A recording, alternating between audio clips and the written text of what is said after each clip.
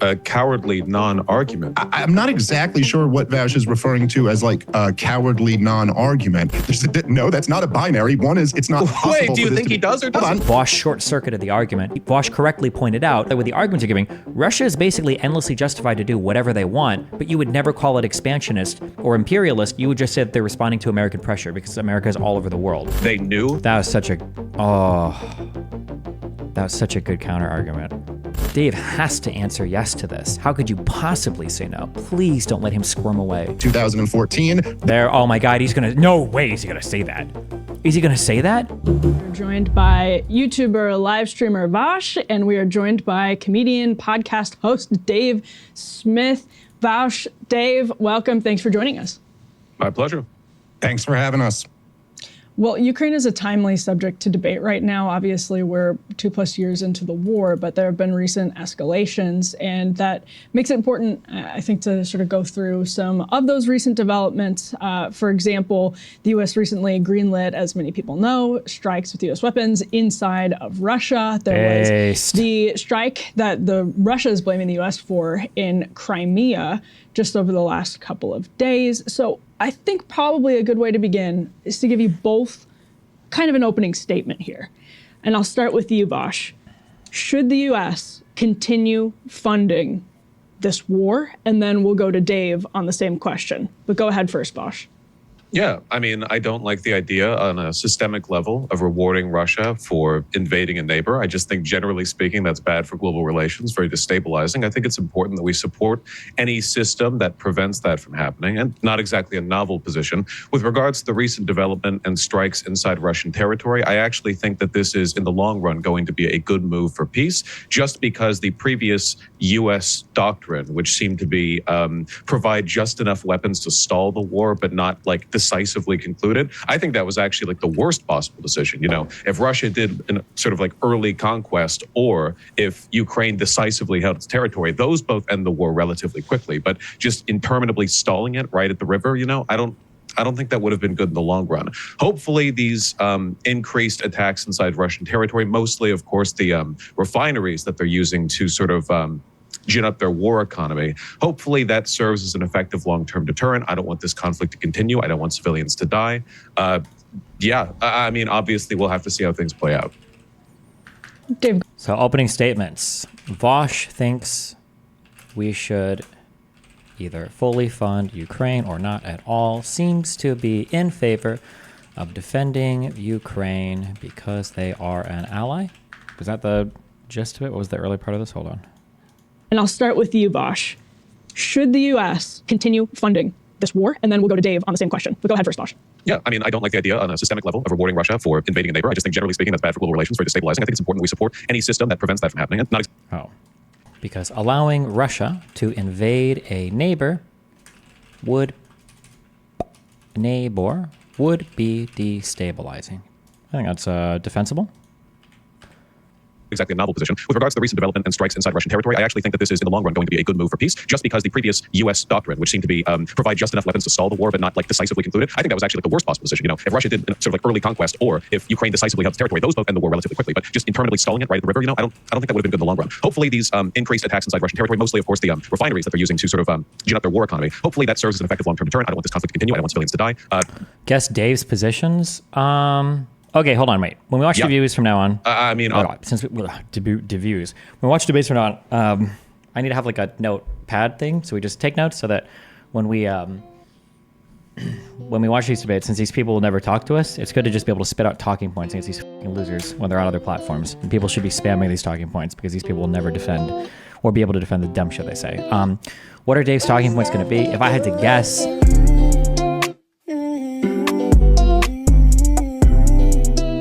We'll just write down some guesses. Ukrainians are dying. We need a peaceful off-ramp. Ukraine is losing / can never win the war. Something, those three or something. Oh, and something about World War III. That would be my guess. We'll see what he says.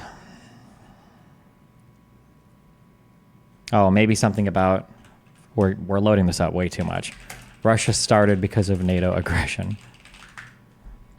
It's always something, some combination of those dumb points. Obviously, we'll have to see how things play out. Dave, go ahead. Well, of course, we should stop funding this. We never should have been funding this war to begin with.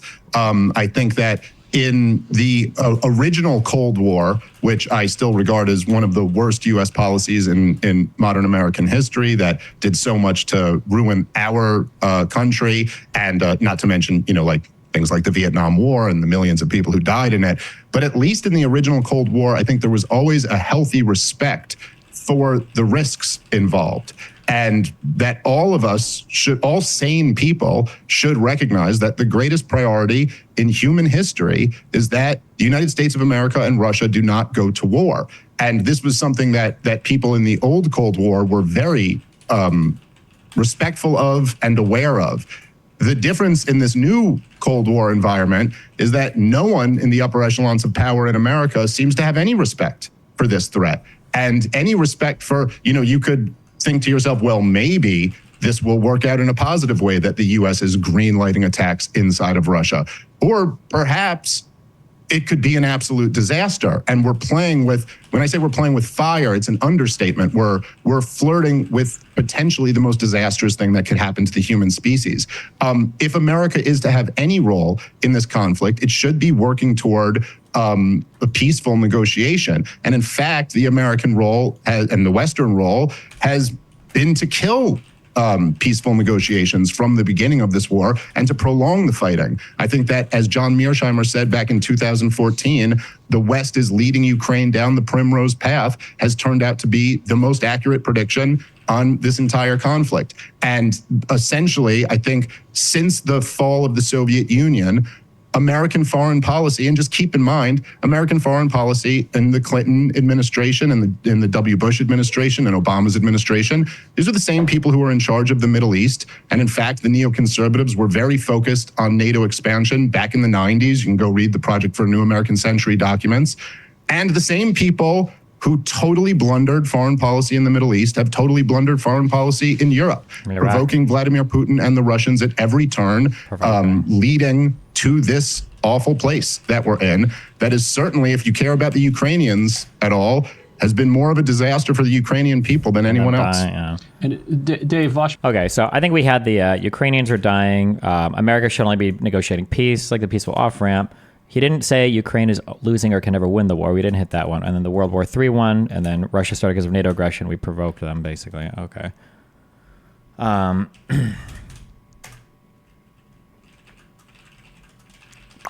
Geez, what do we have? So many different stupid claims here. He says we should have never been funding the war to begin with. Opposes the U.S. doing... was he implying that we shouldn't have been involved in the Cold War at all? Or what I don't even understand what the Cold War statement is there. Dave Smith flirts with this weird libertarian position where he becomes like this hardcore isolationist, or is opposed to literally all sorts of foreign intervention, I guess. That's just like his position through all of human history. Let's see. He says, no one in the United States has any respect for going to war with Russia. Is this despite the pretty clear lines that Biden drew for not actually sending troops or anything to Ukraine? So that doesn't seem to be true. America's only engagement with this war should be to negotiate peace. That's a patently stupid claim. The United States has a whole host of options available to it. I don't know why the only thing we would be doing is begging Russia for peace when Russia is invading Ukraine. I don't know what would we say to them. Please stop. Claims that, especially if you're going to source Mearsheimer here, aren't we all about realpolitik? Why the fuck would you listen to somebody negotiating peace if you're not willing to back it up with any kind of force? And then claims that everyone else provoked Russia into invading Ukraine. That just doesn't line up with any of the timelines. There were no... 2014, the invasion happened because Yanukovych fled. In 2022, I mean, they invaded as the southeast shit in the Donbass, continue to rage on. And I don't know if Ukraine was close to closing that out or if that was still drawing out or not. But the idea that there is no, what is the provocation from the West?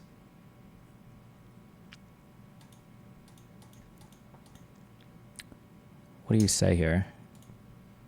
I don't know how I want to structure this yet. We'll just keep going, I guess. Made a point that I think you hear a lot from defenders of U.S. support for the Ukrainian war, and that is you can't allow other countries, you can't reward other countries for invading other countries. You just can't do that. We can't have that. What's the response to that? We can't have that argument. Well, I mean, You can't reward countries for invading other countries. What's the response to that? It's a decent question. Dave. What's the response to that? We can't have that argument.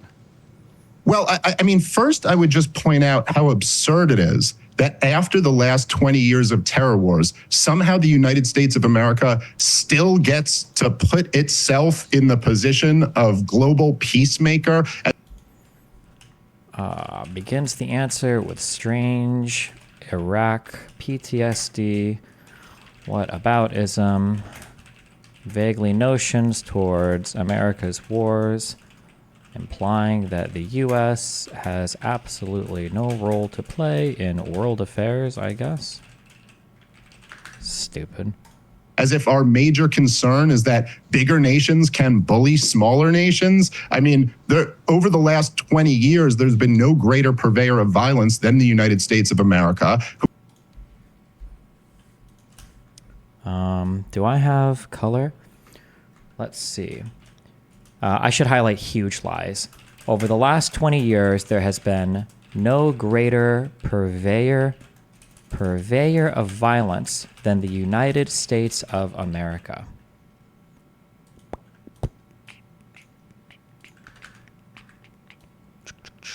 Is it Alt C for color?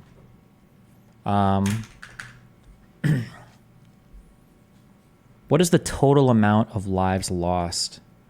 Hold on, I'm sorry, real quick in YouTube chat. I love Destiny ignoring his point by calling it PTSD. The reason why I call it PTSD is because there's a branch of incredibly fucking retarded Americans that cannot see any foreign policy decision without immediately bringing up the Iraq war. That's why I call it Iraq PTSD. It is a morally bankrupt and intellectually deficient position. It's morally bankrupt because the fact that we made one mistake in Iraq and Afghanistan doesn't preclude us from ever participating in world affairs again, number one. And number two, it's intellectually bankrupt because comparing every single conflict to that of Iraq is fucking retarded. Ukraine and Russia have absolutely nothing in common with Iraq and Afghanistan. We have very good reason to defend Ukraine. It is a sovereign state that is being invaded by another sovereign state for no good reason. The invasion into Iraq was questionable if you were being the most charitable and downright insane if you're being realistic. There's no good reason to go into Iraq. Just because Iraq didn't have a good reason, Afghanistan arguably had a better reason. Just because Iraq didn't have a good reason for our intervention there doesn't mean that all of a sudden all intervention is bad and all intervention is the same. Anytime somebody brings up Iraq, this is why I call it the Iraqi PTSD. It literally makes absolutely no fucking sense whatsoever. Dave Smith and a whole bucket of dipshit ass isolationist policy people would literally sit in a fucking movie theater lobby, and their girlfriend is looking, and they're like, "Oh, I don't know, what movie should we watch?" And he's like, "Watch a movie? We're gonna be sitting for how long? That's like the Iraq War. How long are we gonna be here for? Another 20 years?" It's fucking stupid. Every single thing is not Iraq. Every single thing is not the Iraq War. Okay. 20 years of mistakes, trillions of dollars, millions dead, one mistake, limb-feo. Destiny is retarded.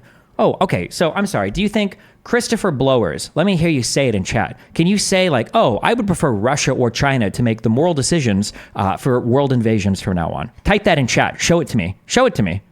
Let me see it. Say it. I actually think Russia would be more moral in terms of how they decide to conduct world affairs. How many millions are dead? Let's trust these people. I don't even know what the that sentence means. Go to Russia, please. I'll pay. Send me the money for your family. I'll ship all you retards there. We don't want you anymore. We don't need you. Okay? Please get the out of my country. Okay. Back to this. Oh no, wait. Actually, wait. I kind of wanted to look this up. Over the last 20 years, there's been no greater purveyor of violence than the United States of America. If I feel like a statement is super wrong, and we have a red, we redline it. Oh, that doesn't make sense. That's usually crossing out on a term sheet or something. We'll put it in red. We should have a challenging question that we could ask. And I think the challenging question would be, do you stand by the claim that the United States has been the greatest purveyor of violence in the 21st century? Question mark. Greater than Russia in all of its wars, plus the involvement of the Wagner Group across, it's mainly the Middle East and Africa, right? Greater than the multiple genocides / conflicts that have occurred in Africa over the past 25 years, including, question mark. Would you say that America is a greater purveyor of violence than Boko Haram, ISIS? That's a wild statement. I don't think that statement can stand. Have you considered that he might not engage with the body count as the metric and make some shit up about destabilization or number of conflicts? Okay. I don't understand. This is how let me explain this one time, okay? Somebody says, I think John is taller than Jane, okay? Oh, he said that John is taller than Jane. Well, okay. Well, when was the last measured height of both of these people? I want to look that up, okay? As soon as I say that, like, every fucking retard is like, well, what about if they measured them when they were wearing shoes? Or wait, what if those are older and now their height's different? Oh, what if when he said taller, maybe he only meant when the one guy had an afro? Like, just, you look up the numbers, you make the argument. If he does a counter argument, then you counter the counter argument, okay? If he wants to use a different metric, then you ask for the metric and you go from there. All I can do is go with what's presented in the conversation. I don't know what his counter response would be. Dave isn't a man of counter responses. He's a man of slogans and one-liners, okay? Jesus. All right. Good job. 6 minutes through. Who has imposed its will on tiny, helpless nations across the world. As far as that, yeah. The United States has imposed its will on tiny nations across the world. How is that any different than what Russia is doing? Than what Russia has done with Ukraine, Georgia, and Moldova? Question mark. It's not good that Vladimir Putin invaded Ukraine. And yes, certainly that's something we don't want to see. Oh, good My job. argument would be that America and the West more broadly had many opportunities, many off-ramps to put this fire out or at least calm it down. And at every single turn, poured more gasoline on this fire. That ultimately resulted in the invasion in 2022. America and the West had many off-ramps to stopping this conflict, but chose not to, leading to the invasion in 2022. What off-ramps? Yeah, so Vaush, how can the U.S. say with a straight face that it's not okay for other countries to invade smaller countries? Well, I think it's kind of a cowardly non-argument because I'm not arguing in favor of Vaush, how can the U.S. tell other countries to behave? Question mark.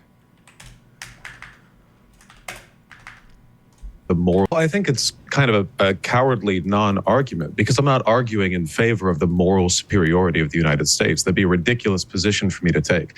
It's not football. We're not taking sides like, waving banners. There are two levels to this when it comes to agency. We're concerned about the broader socio-economic. Wait, I missed the conclusion. So was he right about the U.S. causing the most deaths in conflict? No, of course. Not even close. It's ridiculous. Even as much as the U.S. is involved in everything else. No, it's stupid. Sorry. It's not football. We're not taking sides like, waving banners. There are two levels to this when it comes to agency. Hold on one second. I have to just write down like major claims. I can't go through every single thing because it'll literally take me 10 hours to do this. It's like, waving banners.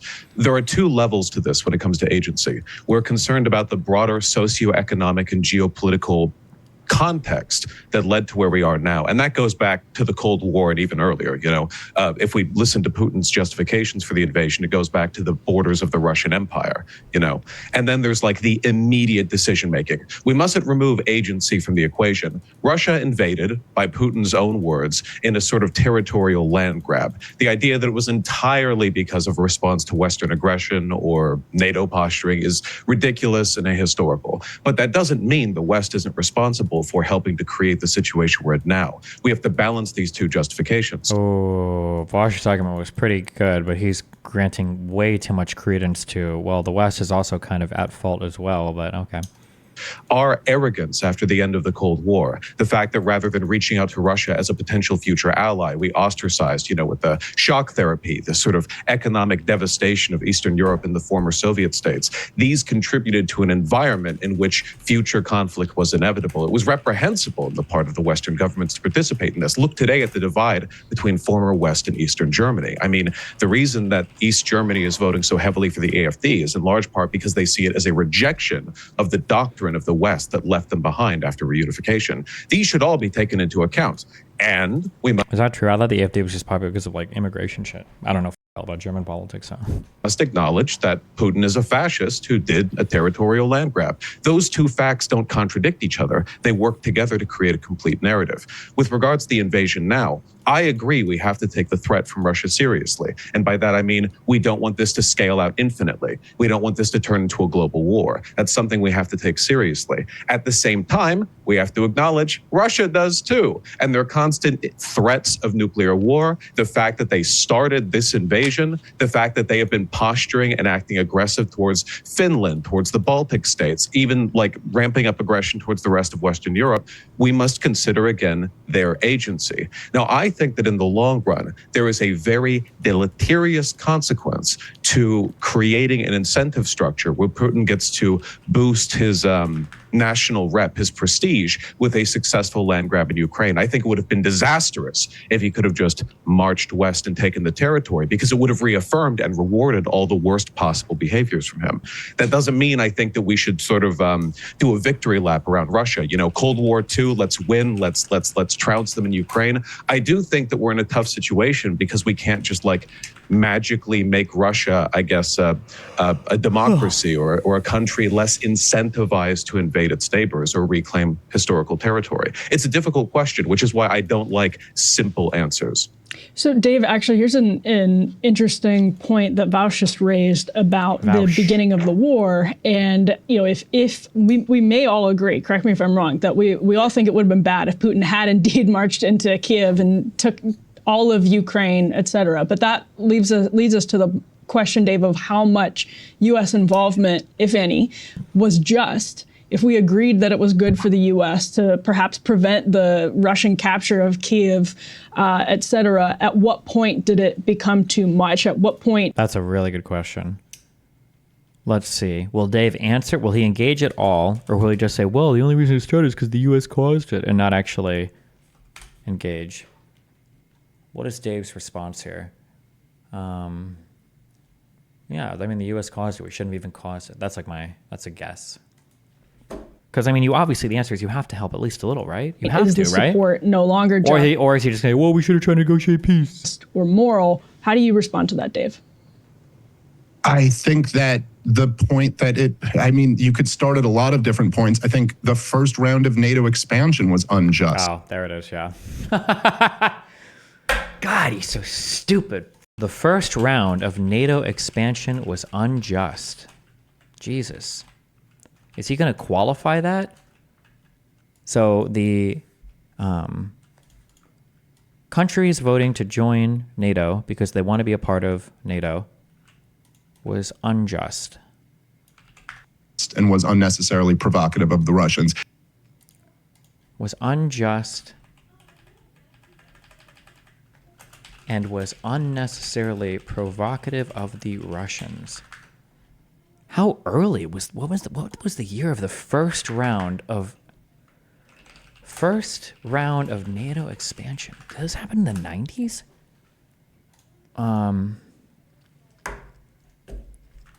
After Soviet Union collapse. Was it 2005? Somebody, I just saw that. Why did this guy say 2005? The alliance invited these guys to begin ascension talks. The alliance's Madrid summit of 97. These three countries became the first former members of Western Structure NATO in 1999. Czech Republic, Hungary, and Poland would have been round one. And then the next was Bulgaria, and then Estonia, Latvia, and Lithuania. Oh, and Romania, Slovakia, Slovenia. All of this was unnecessary and unjustified. First round of NATO expansion was unjust and was unnecessarily provocative of the Russians. Let me just, I'm not exactly sure what Vaush is referring to as like coward. Why? Why was this unjust? Does Dave think that Russia should be able to indefinitely dictate the security arrangements of all of her neighbors? Question mark. Cowardly Dave Smith always seems out of his depth in these convos. I disagree. I think he always seems like he's super in depth because he always has these like stupid talking points memorized, but he's very careful to avoid debating anybody that could push him on any of these talking points. He has like one level deeper of talking points than the average person, but yeah, I've never heard him like adequately challenged on any of them. Was unjust and was unnecessarily provocative of the Russians. Let me just, I'm not exactly sure what Vaush is referring to as like a cowardly non-argument. I simply was directly responding to Ryan's point. If you have a serial killer who's killed far more people than another serial killer, and they claim that they're trying to stop a serial killer because they're so against killing, it's reasonable to point out that no, this is in fact not what's motivating U.S. foreign policy, that no, the butcherers of Iraq and Afghanistan and Syria and Somalia and Libya and Yemen are not actually motivated by some sense of we can't let big guys pick on little guys. Let's have an honest conversation about what's really motivating this policy. And it has been, since the collapse of the Soviet Union, to increase the power of the American empire. And Russia has always been seen as a force that's outside of the American empire. That's what's been motivating American foreign policy. This is what we're living through here is largely the neoconservative doctrine. It was the worst thing that ever happened in the history of our country is that after we became probably the first ever true global superpower, about 10 years later, the neoconservatives got control of our foreign policy. And this was their plan from the very beginning. So no, I don't think America should have been involved in Ukraine at all. And I certainly don't think that that anything we've done has done anything except make this situation much worse and much, much more dangerous, because now you are experiencing a proxy war with the two biggest nuclear superpowers. I don't think saying any of that is reducing things down to simplistic. These aren't even worth writing down. These are just so stupid. The only thing the U.S. has done is made things worse? Like, Russia were the ones that invaded, right? Worldview. And of course, Vaush, you kind of snuck a straw man in there. I wouldn't say that this conflict is entirely because of NATO expansion, but to pretend like that's not a major driving factor in this conflict is to not be dealing with reality. From now on, if I do a debate, I want to ask the moderator, can we go back and forth on single questions? It would have been nice for Ben Burgess too, but if I were to debate Dave, it would have to be the same. Dave, give me a justification for intervening in another country's foreign affairs. Answer that question. And you get like 10 or 15 seconds. Not these rambling, long, pointless diatribes, these stupid soliloquies where you just go on and on and on for minute after minute after minute. Like, just give me an answer. When would an example be when the United States should intervene in something? Is it never? Should there never, ever be intervention? Is there ever a justifiable reason for U.S. intervention?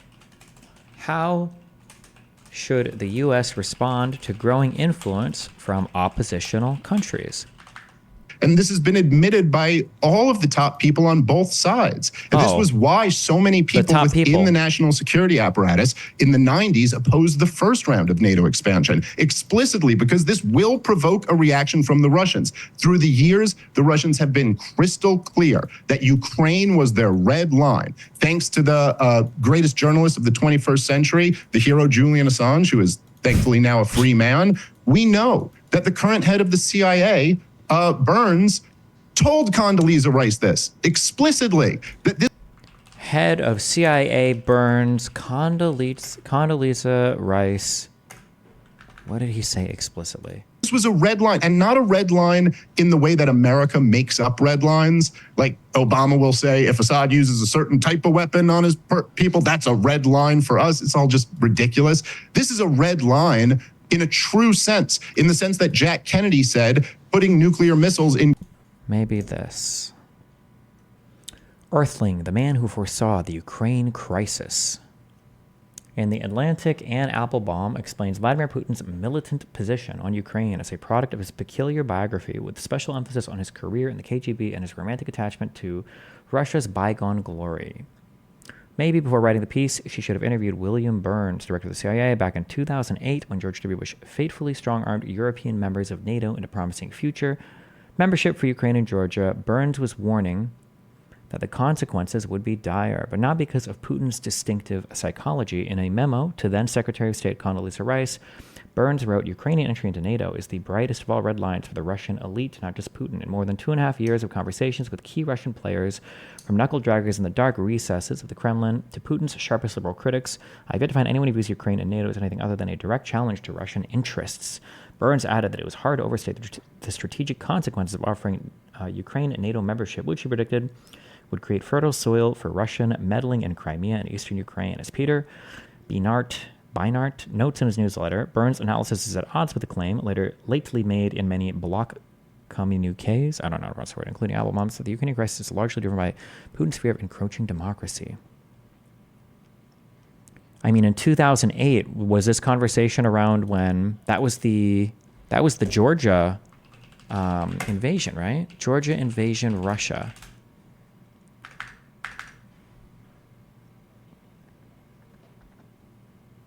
Am I making that up? No, it was 2008, yeah. Okay. Following a muted first reaction to Ukraine's intent to seek a NATO membership action plan at the Bucharest summit, Foreign Minister Lavrov and other senior officials have reiterated strong opposition, stressing that Russia would view further eastward expansion as a potential military threat. NATO enlargement, particularly to Ukraine, remains an emotional and neuralgic issue for Russia, but strategic policy considerations also underlie strong opposition to NATO membership for Ukraine and Georgia. In Ukraine, these include fears that the issue could potentially split the country in two, leading to violence or even, some claim, civil war, which would force Russia to decide whether to intervene. Additionally, the GOR and experts continue to claim that Ukrainian NATO membership would have a major impact on Russia's defense industry, Russian-Ukrainian family connections, and bilateral relations generally. In Russia, the GOR fears continued instability and provocative acts in the separatist regions. End summary. Hold on. NATO expanded, but Russia's not allowed to. Sloppy Joes. The difference is that you vote in your country to join NATO, Russia invades and forces you to join them. During his annual review of Russia's foreign policy, Foreign Minister Lavrov stressed that Russia had to view continued eastward expansion of NATO, particularly to Ukraine and Georgia, as a potential military threat. While Russia might believe statements from the West that NATO was not directed against Russia, when one looked at recent military activities in NATO countries, establishment of U.S. forward operating locations, etc., they had to be evaluated not by stated intention, but by potential. Lavrov stressed that maintaining Russia's sphere of influence in the neighborhood was anachronistic, and acknowledged that the U.S. and Europe had a legitimate interest in the region, but he argued while countries were free to make their own decisions about their security and which political military structures to join, they needed to keep in mind the impact on their neighbors. Actually, wait. When were these cables released? They weren't released in 2022, were they? Can you see release dates on the WikiLeaks stuff? This was leaked in... this dates back to 2015. I'm just making sure this came out before the war.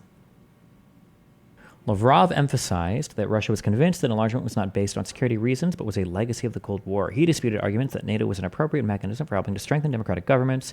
He said that Russia understood that NATO was in search of a new mission, but there was a growing tendency for new members to do and say whatever they wanted simply because they were under the NATO umbrella. Attempts of some new member countries to rewrite history and glorify fascists. During a press briefing of January 22nd, in response to a question about Ukraine's request for a MAP, the MFA said a radical new expansion of NATO may bring about a serious political military shift that will inevitably affect the security interests of Russia. The spokesman went on to stress that Russia was bound with Ukraine by bilateral obligations set forth in the 1997 Treaty on Friendship, Cooperation, and Partnership, in which both parties undertook to refrain from participation in or support of any actions capable of prejudicing the security of the other side. The spokesman noted that Ukraine's likely integration into NATO would seriously complicate the many-sided Russian-Ukrainian relations and that Russia would have to take appropriate measures. The spokesman added that one has the impression that the present Ukrainian leadership regards a rapprochement with NATO largely as an alternative to good neighborly ties with the Russian Federation. Ukraine and Georgia's NATO aspirations not only touch a raw nerve in Russia, they engender serious concerns about the consequences for stability in the region. Not only does Russia perceive encirclement and efforts to undermine Russia's influence in the region, it also fears unpredictable and uncontrolled consequences which would seriously affect Russian security interests. Experts tell us that Russia is particularly worried that the strong divisions in Ukraine over NATO membership, with much of the ethnic Russian community against membership, could lead to a major split involving violence or, at worst, civil war. In that eventuality, Russia would have to decide whether to intervene, a decision Russia does not want to have to face. Okay. Dmitry Trenin, deputy director of the Carnegie Moscow Center, expressed concern that Ukraine was, in the long term, the most potentially destabilizing factor in U.S.-Russian relations, given the level of emotion and neuralgic triggered by its quest for NATO membership. The letter requesting MAP consideration had come as a bad surprise to Russian officials who calculated that Ukraine's NATO aspirations were safely on the back burner. With its public letter, the issue had been sharpened because membership remained divisive in Ukrainian domestic politics. It created an opening for Russian intervention. Trenton expressed concern that elements within the Russian establishment would be encouraged to meddle, stimulating U.S. overt encouragement of opposing political forces and leaving the U.S. and Russia in a classical confrontational posture. The irony Trenton professed was that Ukraine's membership would defang NATO, but neither the Russian public nor elite opinion was ready for that argument. Ukraine's gradual shift towards the West was one thing, its preemptive status as a de jure U.S. military ally another. Trenton cautioned strongly against letting an internal Ukrainian fight for power, where MAP was merely a lever in domestic politics, further complicate. Okay. Did NATO ever make any formal promises to Ukraine about membership? NATO, Ukraine, membership promises. This was 2023. Let's see. Before 2022. Myths and pretexts, or what I need to be before 2014. NATO promised Ukraine full membership in 2008, but without explaining how or when. Bucharest Summit 2008. The alliance did not offer a membership action plan to Georgia or Ukraine, largely due to the opposition of Germany and France, but pledged to review the decision in December 2008. Even though Georgia was not offered a map, it welcomed the decision and said that let's see. We reiterate the decisions on enlargement are for NATO itself to make. NATO welcomes Ukraine's and Georgia's Euro-Atlantic aspirations to membership in NATO, but we agree today these countries will become members of NATO. Both nations made valuable contributions to the alliance, who welcome democratic reforms in Ukraine and Georgia and look forward to free and fair parliamentary elections in Georgia in May. MAP is the next step for Ukraine and Georgia on the direct way to membership. Today we make clear that we support these countries' applications for MAP. Okay, so no formal offer, but they basically said maybe in the future. We believe in you. You're on a good path.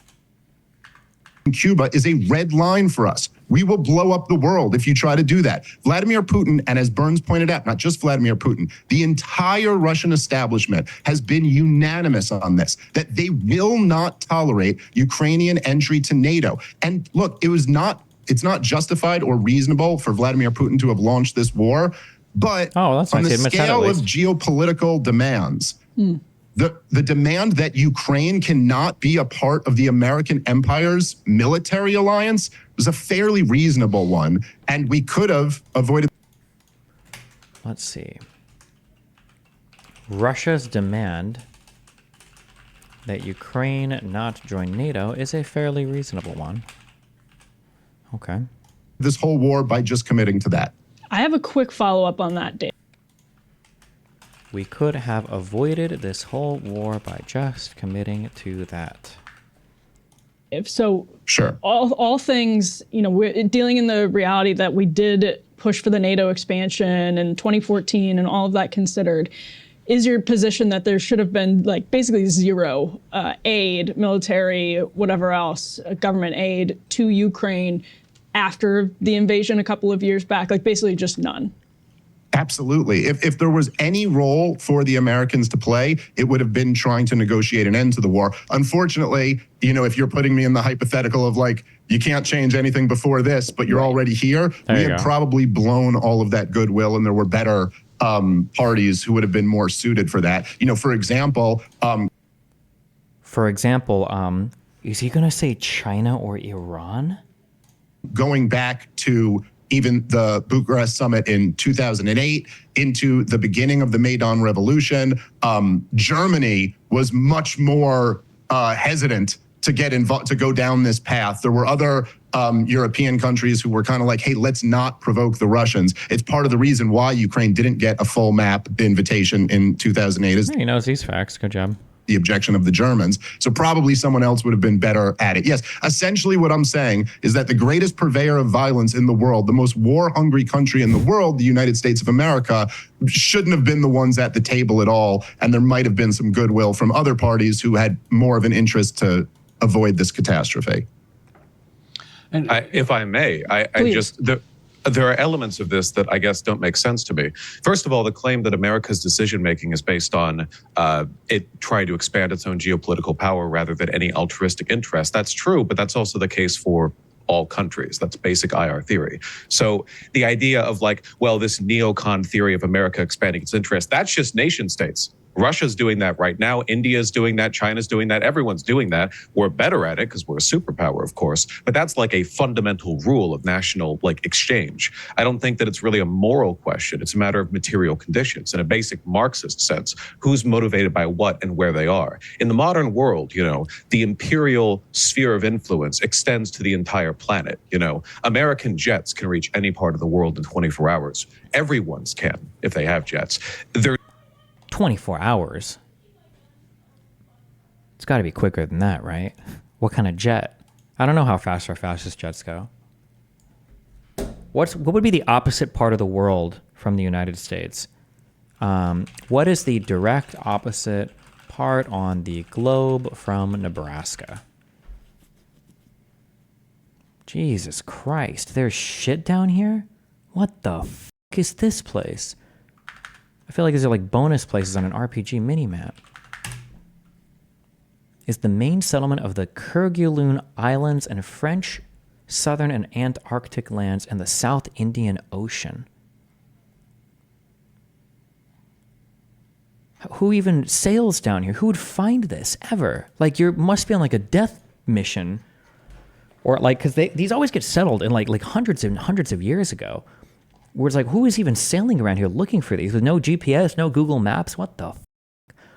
About 45 residents spend the winter there. The group can reach over 120 people in summer. Established in 1963. Oh, okay, well, there you go, I guess. Christ. There's no we get the nation next to us, which makes me think the idea that like Ukraine is more innately in the Russian sphere of influence is, I think it's a little bit old hat. At the end of the day, the people in Ukraine were interested in closer relations with the EU, and that is ultimately what triggered everything from Euromaidan, Yanukovych fleeing the annexation of Crimea, the invasion of the Donbass following the invasion of Ukraine broadly. This is, again, a complicated situation. I don't mean to detract from the influence that Western arrogance had in it. I would never try to do that. But I do think that like your roadmap for how things should have progressed from an American perspective following the 2022 invasion is misguided, because I don't think the world would be any farther from annihilation if Russia had simply marched westward, taken Kyiv, and we had a bunch of ginned up Russian soldiers right up against the border of Poland, having just successfully annexed former Soviet/Russian imperial territory. You could imagine the propaganda coming out of the Kremlin about how they're reuniting their people. They're sort of like expanding the Russian interest in like a Duginist ethnic sense, reclaiming the empire. I think that like the incentive structure behind that would be really bad. Like that, you're basically you're throwing chum into the water for sharks. Putin is The longest bombing runs ever were 2001 Nebraska to Iraq and back. Is that true? Bombing runs from Nebraska, it would be from Offutt Air Force Base to Iraq. Ellsworth bombers participate in Middle East airstrikes. How long does this trip take? How long for B-1 bomber to fly is about 14 hours. Yeah, Vaush. Within 24 hours, we could get planes there faster than that motherfucker. Expansionist. He's been sort of like preempting this for a long time with Georgia, with his behavior with the Chechens. I don't think that would bring us any closer to peace. Now, is the current path we're on right now the best possible road? Obviously not. Nothing we ever do is the best possible road, but I think it's closer to threading that line than just letting them march westward with them. What I'm interested in, I guess, is practical solutions now, outside of just letting Ukraine get annexed, which I really don't think would have been good for world peace in the long run, even if it would have quickly ended the conflict. Wait, what is this? This store is huge. I'm so disoriented. Oh, you mean disorientated. What? Never mind. What else do we need? Aluminum foil. You mean aluminium? What are you talking about? Oh my god. Okay, what else do we need? Let me check the list on my mobile. Mobile!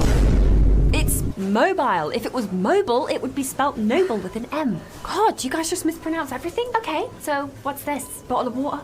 A bottle of water, is it? Governor? Oh, a bottle of water. Okay. How really don't think would have been good for world peace in the long run, even if it would have quickly ended the conflict. How do we incentivize Ukraine and Russia to come to the table and bring an end to this war? Can Ukraine regain its lost territory? I think morally it should be able to, because I don't like nations being rewarded for annexing adjacent territory. But logistically, can they? Would it be possible to end things where they are now? Would Russia keep Crimea and that just be seen as a kind of like dull historical injustice to fade away over time? And 100 years from now, people would be like, did you know Crimea used to be Ukraine? I don't know. There's so much dogmatism. And whenever you bring up like modern solutions, people go back to, I don't know, the end of the Cold War. I understand NATO is not exactly a global force for good, but what can we do now? I so rarely hear answers that are contextualized in the current moment. Sure. Can I respond to that? Because there's a few that I want to answer your question at the end there, but just like a few things I want to point out. Number one, I think this is almost like bigger than just any political debate. There's it's a broader theme in life in general. I think anybody who's married, who's on the show or listening to the show knows this is true in personal relationships. There's a tendency to, if you're in an argument with your wife or your husband or something like that, to focus on what they did and what they did that's bothering you. But a much more healthy posture, if you're in a successful relationship, is that you also add in like, okay, well, what am I doing? How am I participating in this? What have I done that's kind of led to this situation? Generally speaking, I think that if you look at the corporate media, you're going to hear all of this talk about what Putin's done. And I think a lot of times in these debates, people can kind of claim to be like, well, I have a more nuanced position. I'm not simplifying things. I think the point of saying that like, well, all governments are expansionist by nature, so there's no difference between the neoconservatives and, say, other groups of people. I'm not saying they're the same, but like a logical analogy, it's like, oh, well, all governments kill people, so like what Adolf Hitler's doing is just kind of the same as other governments. Isn't that your entire argument, though? All countries have security interests, and Russia's just kind of worried about their borders, so they should be able to dictate the military alliances and the global preferences of all of her neighbors, because, isn't that like literally the crux of the foundation of Dave's entire argument for acquiescing to Russian geopolitical desires? It's like, oh, well, all governments kill people, so like what Adolf Hitler's doing is just kind of the same as other governments. It's not exactly true. It's kind of different. Destiny is going to war against Iran for Israel more important or less important than the cartel state at our southern border. Does Israeli interest supersede American global hegemony? We're a big country. We can do multiple things at the same time, my friend. In scale and in kind. To sit here and say, and look, if we have time, we could go through the history of Chechnya and Georgia and all this stuff. But yeah, please. I'm sorry. What is the justification for Georgia, for the invasion in Georgia? I'm not as familiar with the with either Chechen war. I'm sure he would justify both of those as well. It's crazy how if you're an enemy of the United States, America haters will endlessly justify like everything you do. I wish they would just go live there. Like, why not just go like do Russian propaganda in Russia, and then you could like broadcast from there, and everybody would love you. Putin would give you a state-ordered wife to suck you off every now and then. Like, why do you have to like rot our wonderful, beautiful liberal democracy with your ahistoric, disgusting, like fascist cocksuck, worshiping of fascist authoritarian regimes? Why not just go do it over there? Zoom out a little bit. During the Cold War, we drew the line at the Elbe River. Halfway through Germany. On one side was the Soviet Union, and on the other side was NATO. And we're now talking about Ukraine, and you could sit here with a straight face and say, Putin is expansionist.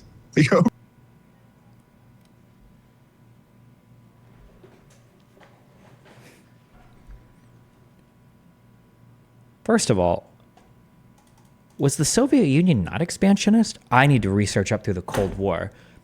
The implication he's making is that members of like the Warsaw Pact and the Soviet Union were held to the same type of restrictive existence as members of NATO. Is that the implication there? That and all this stuff, and in kind. To sit here and say, and look, if we have time, we could go through the history. During the Cold War, we drew the line at the Elbe River. Halfway through Germany. On one side was the Soviet Union, and on the other side was NATO. And we're now... You remember, that, like, for instance, like the Soviet Union, like Poland came under Soviet control via like a fucking invasion, right? Like literally like annexation of some of these countries, right? I don't remember how many of them, which ones, but like for some of them at least, like these were literally like invaded and annexed. Like that's how they became part of them. That's like, I don't know why you would even compare these things. Like the comparing of NATO, even comparing NATO and the Warsaw Pact is like questionable at best. Although I don't know which restrictions Warsaw Pact countries were as opposed to Soviet countries. I am aware that broadly, if you were a Soviet country and you had a government, you could expect that government is either going to be loyal to the Russian regime or your party is going to mysteriously wind up replaced at some point with a whole bunch of people that are also highly loyal to the Russian regime. And that is the expectation that your country will take. I don't know as much in terms of like Warsaw Pact country. Well, I guess what, I don't have time to read about this right now. But we're now talking about Ukraine, and you could sit here with a straight face and say, Putin is expansionist. Okay. I mean, if that's how you want to look at it, it's like, let's just look at the actual reality of what's happening here. It's not that Putin has been this expansionist force. Putin has been almost at every turn reacting to the expansion of the American empire. What was the reaction in Georgia? What was the reaction? And Ukraine, that's just not true. It's not denying someone agency to say that they're responding to something. That doesn't make any sense at all. Why does Russia, why do pootlickers constantly make realist excuses for Russian imperialism, but never allow for any reasonable motivations to be discussed for worried countries, Ukraine, Georgia, or other expansionist countries, or other expansionist bodies like NATO, ? Everything. That's all life. Sure. No one just acts without you didn't fall out of a just coconut a cop-out. tree. Not true. It's not denying someone agency to say that they're responding to something. That doesn't make any sense at all. To everything. That's all life. Sure. No. That is kind of true, a little bit reductionist, but he's being reductionist. One just acts without you didn't fall out of a coconut tree. That's just a cop-out. That's a cop-out? You're using the ultimate cop-out. The ultimate cop-out. Doesn't mean anything. You're the one providing the cop out. You're saying Yes, that like thank it's you. not possible for Putin to have like a distinctly expansionist element to his rule because I didn't everyone's say just that. responding to. So I do you didn't say believe it's not Putin has a possible for. distinctly expansionist element to his rule? Okay, no, that's not a binary. One is it's not possible. Wait, do for you this think to he be- does or Hold doesn't? on. So instead of just interrupting me, let me make the point. You just laid out apologize. a binary between is it possible he has expansionist intentions and does he have expansionist intentions? That's not a He's such a bad faith cuck. God, it's so annoying listening to this fucking loser debate. Vaush his words up there because it is possible that Russia is acting in its own interests in a way that's justified, but Russia could also be expansionist. But Vaush short-circuited the argument. Vaush correctly pointed out, with the justification that you're giving, or rather with the arguments you're giving, Russia is basically endlessly justified to do whatever they want, but you would never call it expansionist or imperialist. You would just say that they're responding to American pressure because America is all over the world. So are you saying that like it's impossible that Russia could be expansionist? That he needed to say that other sentence in there first because now the bad faith dipshit Dave Smith is going to jump in this like, oh, it's not a binary. It can be both. Okay, give me an example of something you would consider Russian expansionism. Give me an example of something you would consider Russian imperialism. Vaush should ask for that. Give me an example. possible he has. Would you ever debate Mearsheimer? Absolutely yes. Absolutely I would. Set that debate up and give me 1 month to read, and I would love to debate Mearsheimer. Absolutely. It will be an incredibly boring stream for 1 month, but I would love the opportunity to do that. I'm all about disgracing hack academics. I would love to do it. Interrupting me, let me make the point. You just laid out a binary between is it possible he has expansionist intentions and does he have expansionist intentions? That's not a binary. There are some expansionist desires that he has. No, in fact, if you actually educate yourself on this topic, it was our CIA director who said in the Niet Means Niet memo leaked by Julian Assange that it verbatim, this was a choice that Vladimir Putin did not want to have to make. This was a choice that Russia did not want to get involved in this war. And he made the choice. He made the choice to invade, to bring troops down to the Ukrainian border, to commit to multiple years of, come on, this is the thing. I ask you for, what can we do now? And immediately it's back to the... You should ask for that example. What's an example of Russian expansionist or imperialist behavior? How would you even determine if they had any of that? The Iron Well, hold on. I know. Hold on. Here's what happened. I'm sorry. I just want to know in the modern context. I get it. Actually, what happened was you made a long statement and ended with that question. And I said, let me answer that question. But first, let me deal with what you said at the beginning of your statement. And then you started interrupting me. So no, it's not that I'm not willing to answer that question. It's that I had to point out, I think, a lot of the errors that you're making. Now, if you want just to say, what could we do right now? Well, look, we're going to have to be realists about this situation. No, we're not allowed to be realists about a situation. If you wanted to be realist about the situation, then the United States should fucking annihilate. No, I'm just kidding. The United States should basically gather its NATO allies and European allies and ship as many fucking arms, as many fucking artillery shells, planes, tanks, rifles, bullets, whatever the Ukraine wants to that country. That's what we should be doing. But instead, well, no, we've got to be realistic. America needs to tuck its tail between its legs and run as far away and as quickly away as possible because Russia, scary, I guess. Yeah. Hey, what could we do right now? Well, look, we're going to have to be realists about this situation and admit. Oh, no. I'm so sorry. We have to be realists and admit he's about to say, Ukraine's losing this war. Ukraine never had a chance. Ukraine's never going to have a chance. They're never going to win ever. They're not making any progress. That's the road that he's about to go down.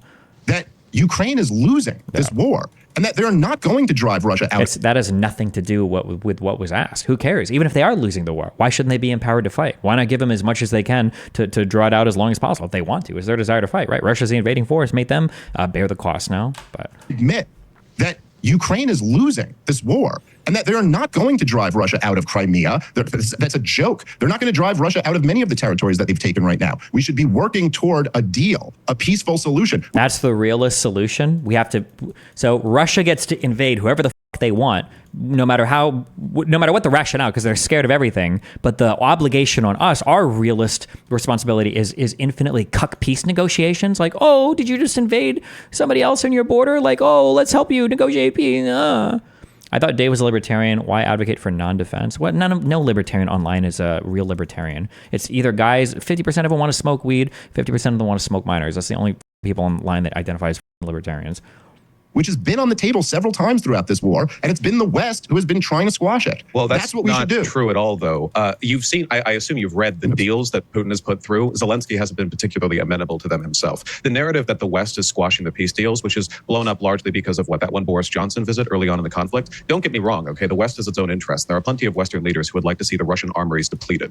But that doesn't mean that Ukraine would have been jumping at the bit for any of the deals Putin's been offering since the war began. And Ukraine hasn't been losing. Both countries have been stalling. This has been like a slog, and it has been since the first, or after the first 3 months of the war. But Destiny, there's no way Ukraine wins. And I think the fear is that Russia uses nuclear weapons against Ukraine. I don't know if that's true, if there's no way that Ukraine wins. People think that the only path for Ukrainian victory is them annihilating the entire Russian military. But I don't know where the stronger will to fight is. It's hard to predict in the future what the Russian domestic situation looks like. And there are possibilities that open up for internal domestic pressure to push Russia outside of wanting to protract their engagement in the conflict. A Ukrainian victory doesn't just have to be like they obliterate everything on the ground and they take back Crimea by force and blah blah blah. I don't like the narrative that Ukraine's losing, because the fact that they exist at all at this point, considering the Russian armaments aligned against them, is pretty impressive. I mean, they're pulling guys off the streets to fight. Oh, yeah, but and Russia has their penal colony forces with the Wagner group pulling from their multiple rounds of Why do people say that? And then she smiled. She smiled like she just like she had a fart that was smellier than usual, and so she smiles and she's so happy that this one was just the most flavorful. She can taste it in the back of yeah, they have a draft. They have a draft. Oh my god, dude, what an actual ingenious. Well, yes, they do have a draft. And you know what? I bet you can even find people that aren't happy they're getting drafted. True. Why would you ever appeal to that? Look at the polling in the public. Look at the support the public has for the ongoing conflict. Why would you appeal to yes, congratulations. Yes, they are indeed drafting people. Yeah. It's like an existential war for the country. Congratulations. The unpopular conscriptions, waves of immigration out of Russia. Russia has their penal colony forces with the Wagner group pulling from their multiple rounds of really unpopular conscriptions, waves of immigration out of Russia. People. No, of course not. I'm not arguing that it's a matter of our investment or whether or not it's moral. War makes, unfortunately, unethical decision-making of every side, including the good ones. The Allies did plenty of bad stuff during World War II. I'm only saying that it's been a slog for both sides. I don't want to see this out in I don't want this conflict to end in a way that's going to guarantee the conflict reemerges in 2 years. If you end up just setting the border right where the fighting lines are right now, we're going to be exactly where we were back in 2014. We're going to have a combination of paid separatists and Russian soldiers moving around in the Donbass. There's going to be constant exchanges of fire across the border. This needs a real international solution. I don't know whether that means a proper DMZ. I don't know whether that means genuine reconciliation. Ideally for me, it would be some kind of Hail Mary where Ukraine gets its borders back and there's a massive coming together between Russia and the West, and we reopen trade and negotiations, but that's a little bit of a pipe dream. We do agree that, at least let's agree on this. If the line just freezes where it is right now, are we not guaranteeing another conflict in a few years? I don't know that that's possible to say, to be honest. So you're advocating for a position. Vaush should hammer on this. You're advocating for a position. Okay, I need to get used to doing this on the fly. So it's frame, function, further. Okay, so the frame is the United States should have an interest in reducing global conflict. The function would be that U.S. funding of Ukraine has the capability of stalling Russian aggression, and then the further would be future aggression from Russia is discouraged as a result of said funding, which satisfies our initial goal of we want a stable world. So he's advocating for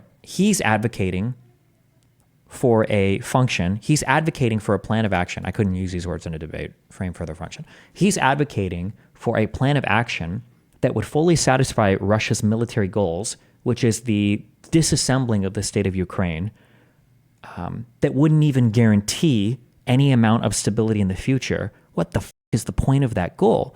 Even the ideal solution that he's going for of the U.S. being a peace broker seems like dog shit. Ugur just needs to keep holding and win one big battle. Oh, Ukraine, sorry. And it could break Russian will to keep the war going and come to the table for talks. No one is winning now, but Russia isn't gaining important land now. Okay. People be pretty mad. People be firing across the border. It's not guaranteeing it. I don't know. Ukrainians you and do either. Russians, especially at the front, are not positively disposed to each other. I feel like we need to give them something solid, a solid piece, not just like, oh, we've decided now this log has gone on for too long. They'd be throwing rocks at each other across the border, you know? You could get a 5-mile wide DMZ and they'd still be like sending drones over with bricks to drop at each other's heads. Maybe this is all, it'd be rough.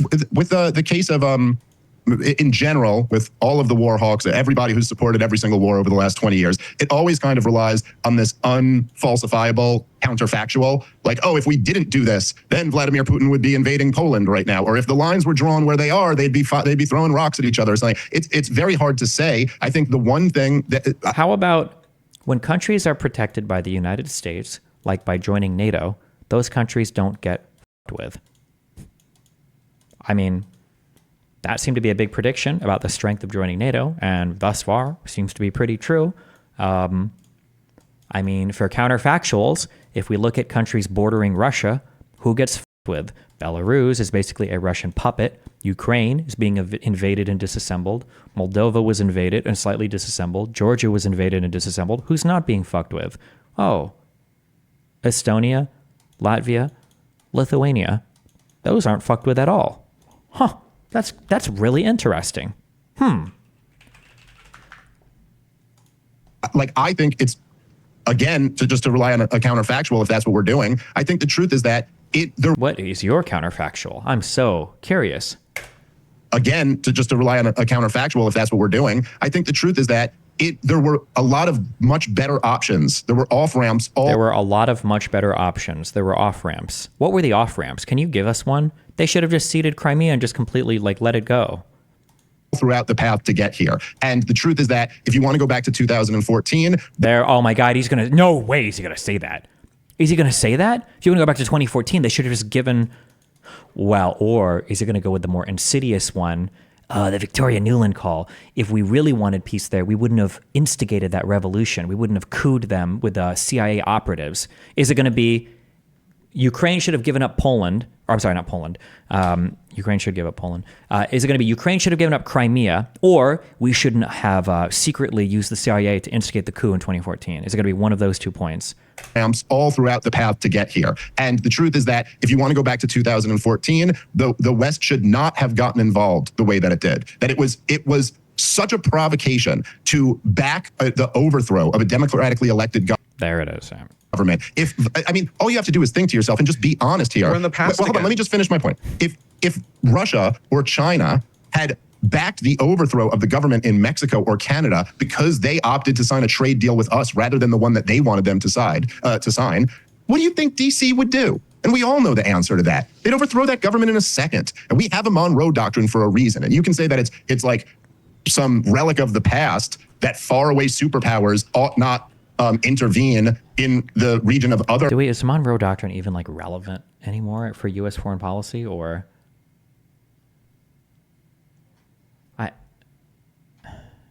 I don't know. I'd have to go back and read. I'm not sure. I thought the Monroe Doctrine was basically if you're ever curious whether wasn't so much colonizing and f***ing around in South America, I thought that was essentially the U.S. was hey Europe, no more colonies down here. Fuck off. These are our children. Okay, only we can coup these governments, not you. But I don't know how much. I don't know if that's a thing that.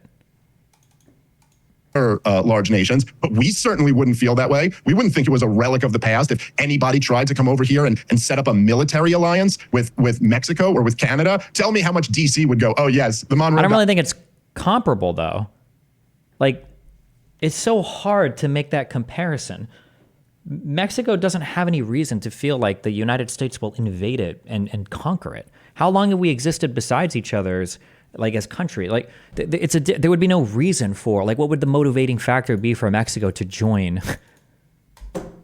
a Russian alliance? Doctrine is just a relic of the past. Do you think the Bay of Pigs invasion was justified? No. We literally allow China to buy land and shit inside of our country around our around military bases and shit in in Central and South America. Maybe not the military bases of China or whatever, but oh yes, the Monroe Doctrine is just a relic of the past. Do you think the Bay of Pigs invasion was justified? No. Because the Soviets invested economically and militarily into a country that is just off our coast during a time of heightened international conflict. They knew that was such a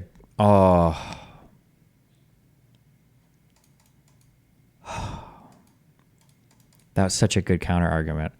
Shouldn't the Bay of Pigs have been justified? Wait, hold on. Wait. Oh my God, I have to remember that for a future thing.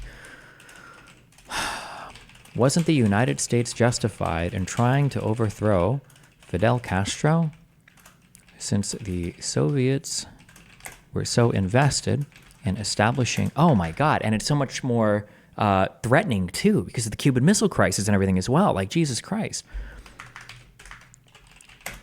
Nuclear capabilities from that island. Can you call Cuba an island? I think you can, right? Dave has to answer yes to this. How could you possibly say no? Please don't let him squirm away. Please don't let any of these moderators bail him out. Please don't let him squirm away on this. That it would antagonize us. We already had strained relationship with Castro, even though we didn't initially, of course, because we recognized that he was a much better leader for the Cuban people than the man he replaced. Do you not think the Soviets antagonized us in a way much comparable to what we have done with NATO and Ukraine? Like, yes, again, they did. Okay. So do you think then following the Bay of Pigs? Wait. This isn't a gotcha. This is a gotcha. I think it's an interesting question, because I do think the Soviets were a little bit wacky with how they handled Cuba. But I feel like in retrospect, we don't talk about the Bay of Pigs invasion as an inevitable consequence of expansionist Soviet investment in spite of our national interest. I think we think about it as like Kennedy's mistake, you know? Right. Okay. But see, a lot of the reason why we think of it as Kennedy's mistake is the logistics of it. By the way, if you really want to get into it, it wasn't Kennedy's mistake as much as it was the CIA's. The previous administration. But regardless of any of that, see, what you asked me is if I thought the Bay of Pigs was justified. And I would also say that, no, I don't think Vladimir Putin's invasion of Ukraine was justified. Well, if we say that his invasion was unjustified, meaning no moral justification for it, because you've given a practical justification for it, but let's be good faith and let's assume that he means it wasn't morally justified, because it must have been practically justified. If it wasn't morally justified, then we're saying that it's a moral wrong. Is there no obligation at all in the world if not to oppose moral wrongs? Like, what the are we supposed to ever be against if not for things that we would all agree are wrong? Like, what are we supposed to oppose? Do I think that the Soviets and the Cubans were taking a provocative stance against the United States of America? Of course. Did those provocations lead to the Bay of Pigs? I think that's undeniable. And the truth is that Vladimir Putin's got a much stronger case about the provocations of the United States of America, because it's not just one little island or one economic deal. It's been a steady push eastward since the late 90s. What do you mean it's not just one little island? The big deal for Cuba, all of my history sucks that I haven't especially studied. Today, around the world, the United States and Russia, I'm pretty sure, can nuke anybody, anywhere, at any point in time from like 3 different ways, right? Land, air, sea. A submarine can pop out, nuke some shit. Planes can go and nuke shit. Missiles, ICBMs can launch and nuke shit. Today, we take that for granted. Like, you just know, like, everybody can nuke everybody, like, at any point in time. However, back in the Cold War era, especially in like the 50s and early 60s, I don't believe that the nuclear launch capabilities were that sophisticated, which I think was one of the big reasons why Cuba was considered such a strategic location, because nuclear missiles parked in Cuba had so much more strike capability inside the United States in a timely manner, in a targeting manner. Like, the capabilities were way more fearful. That's why the Cuban Missile Crisis happened. It was the idea, like, hold on. I don't think you can ship missiles to exist like right off the coast of our country that can launch nuclear warheads into our country. That's wild.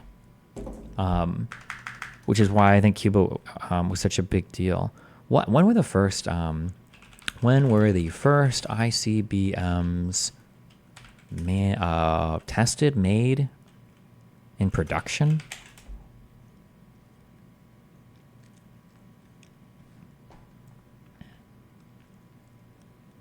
So the very first one was online in 1959. I think Cuban Missile Crisis was, I don't know anything. I want to say 61. Cuban Missile Crisis, and before it was like in 1998. Oh, 62, okay. 1962. We had missiles in Turkey that were withdrawn after the Cuban Missile Crisis. Okay.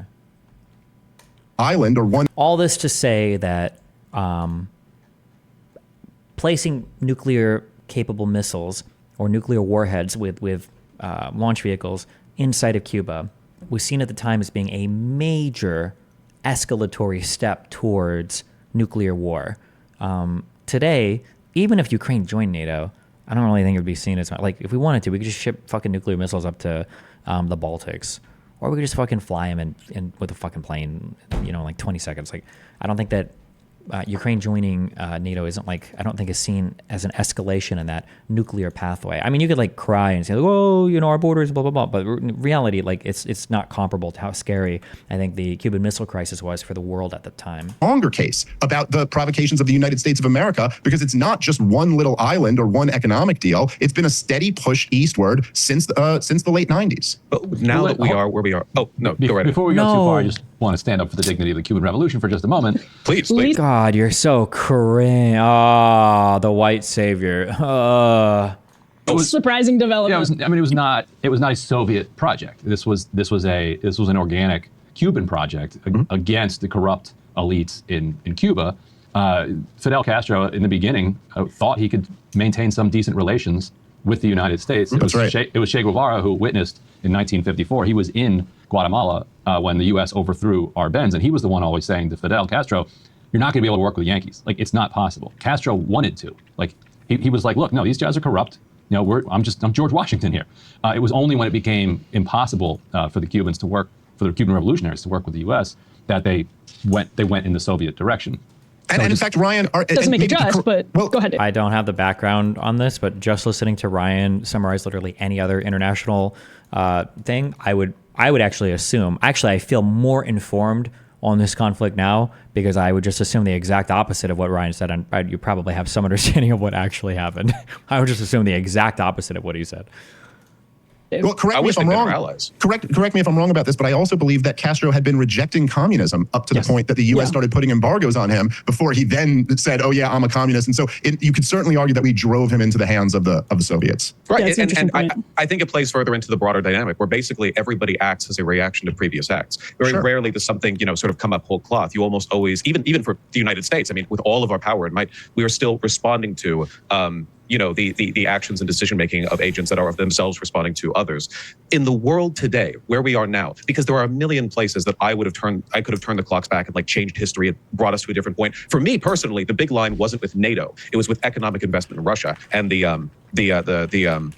shock therapy. Is everything bad that happens in the world the fault of the U.S.? Yes, every single thing that happens in the world that is bad is the United States' fault. I think that was the real line where we lost the post-Cold War world, where we arrogantly decided that, having won over the Soviets, we would do a victory lap by annihilating their economies, arrogantly pillaging them and leaving them to the oligarchs who would work with us in a business relation sense. If there was anything I could go back and change, it would be that. I'm not really particularly fussed about NATO in particular. Military alliances are always going to carry with them, let's say, problematic elements. NATO is just the Western military alliance, everything that insinuates and carries. If we got along with Russia properly, maybe all of this could have been avoided. I mean, hell, it could have extended far enough east. We could be on better relations with China. We wouldn't have people like Trump trying to constantly push for a second Cold War with the tariff. And well, Biden did that too recently with the electric vehicles. So I guess everybody wants a Cold War with China. Things could have been better. Started with Obama. Yeah, no, because we need a foreign threat. We need a foreign threat. Exactly. Russia wasn't doing it for us, and they're certainly not going to be doing it now. Who do you think really needs a foreign threat? You want to talk about needs a foreign threat? What about Russia? What about Putin? Are you serious? This guy gets a huge bump in approval every time he conducts some kind of foreign operation. So let me just say, because I think there's something almost being lost here where, look, that technically speaking, you are right that everybody is reacting. And you are right that every nation is, I'm a radical libertarian. I think basically, essentially all governments are criminal organizations. So you don't have to convince me on that. We are glazing Vaush because Destiny hates Dave more right now. No, it's because he's making better arguments. Is that, are you a Krispy Kreme donut? And every single thing that you see has to be seen through the lens of somebody glazing something? Or are you an extra on the set of your mom's bukkake cuckold porn fest, where you're actually being glazed by the extra loads that are bouncing off of your mom's silicone fake tits? And that's why everything looks like a glaze to you. Bye. The thing here that separates things is that after 1991, America became the first global superpower. The level of power, it's funny, I have to explain this to a leftist, but the level of power that America... It's funny, I have to explain this to a leftist. Nap? Nap? Am I tired? What does that mean? Nap? Nap? That thing I want to take after I get railed by anybody with more than 97 IQ. I'm like, nope. had was totally asymmetrical to explain this to a leftist, but the level of power that America had was totally asymmetrical to anything else. And I'm just hearing this for the first time. Right. And so yes, information. it is true that there are all of these different nations that are reacting to different things. However, if you actually look at the role that the United States of America played, and then think about it from, say, the Russian perspective, that this is not something that you, and you may say from your perspective that, the NATO military alliance isn't your biggest concern. Okay, but it is the Russians. And you have to see from their perspective that they would see this as a threat that they cannot live with. The real question is, why is Russia so threatened by NATO? That's the billion-trillion-dollar question. Is it because they're worried about a NATO invasion? Or is it because they're worried that they can no longer invade their neighbors? And the fact is that the idea of Ukrainian entry into NATO was something that was floated out for years, and not just in 2008 at the Bucharest summit where they announced that Ukraine and Georgia would be joining NATO, but for years after that. And then more and more involvement, especially after the coup in 2014, joint military exercises with NATO and the Ukrainian military, which is part of the reason why Vladimir Putin did not have such a quick, decisive victory right away, as he probably would have before that time period.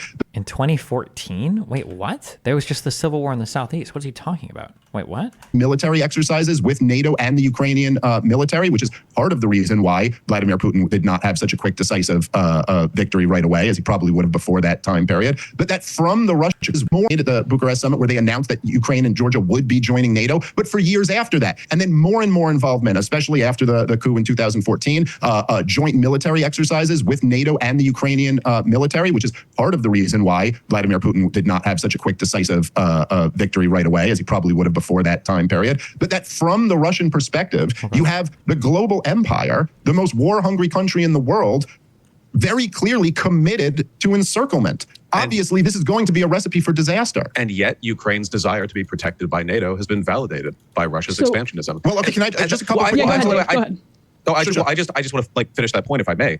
Again, you say Russia's greatest fear is NATO. Ukraine's greatest fear was Russia. Who ended up being more justified? Well, okay, in so their that's- fear? NATO this is- hasn't invaded Russia. Oh,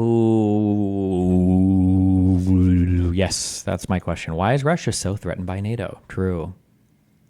Russia did invade Ukraine. There's no getting away from it. At the end Okay, of the but the day, fear- this powder keg was ignited by Russia. And here we are now today with the gunpowder having already left the blaze. Where do we move forward? Because I keep asking, I feel like it's always like, I said before we started the show, you may recall, whenever I debate Israel, you say, it's wrong to genocide these 30,000 such and such Palestinians. And then the people you argue with, the Zionists, they'll go, oh, but what about Camp David? What about the Accords? They draw back into history because they want to avoid the question today. They want to avoid Vaush, and turn okay. the eyes away from. But I'm certainly not genocide. avoiding that question. And as I just said a couple minutes ago, it was wrong for Vladimir Putin to invade, and But it's what do wrong we for him do to now? be killing people. Right. Oh, I also answered that. But look, this idea that, first of all, the concern from Vladimir Putin was never, and not even Vladimir Putin, the Russians in general, the concern was never as simple as, is NATO going to invade us? The concern was,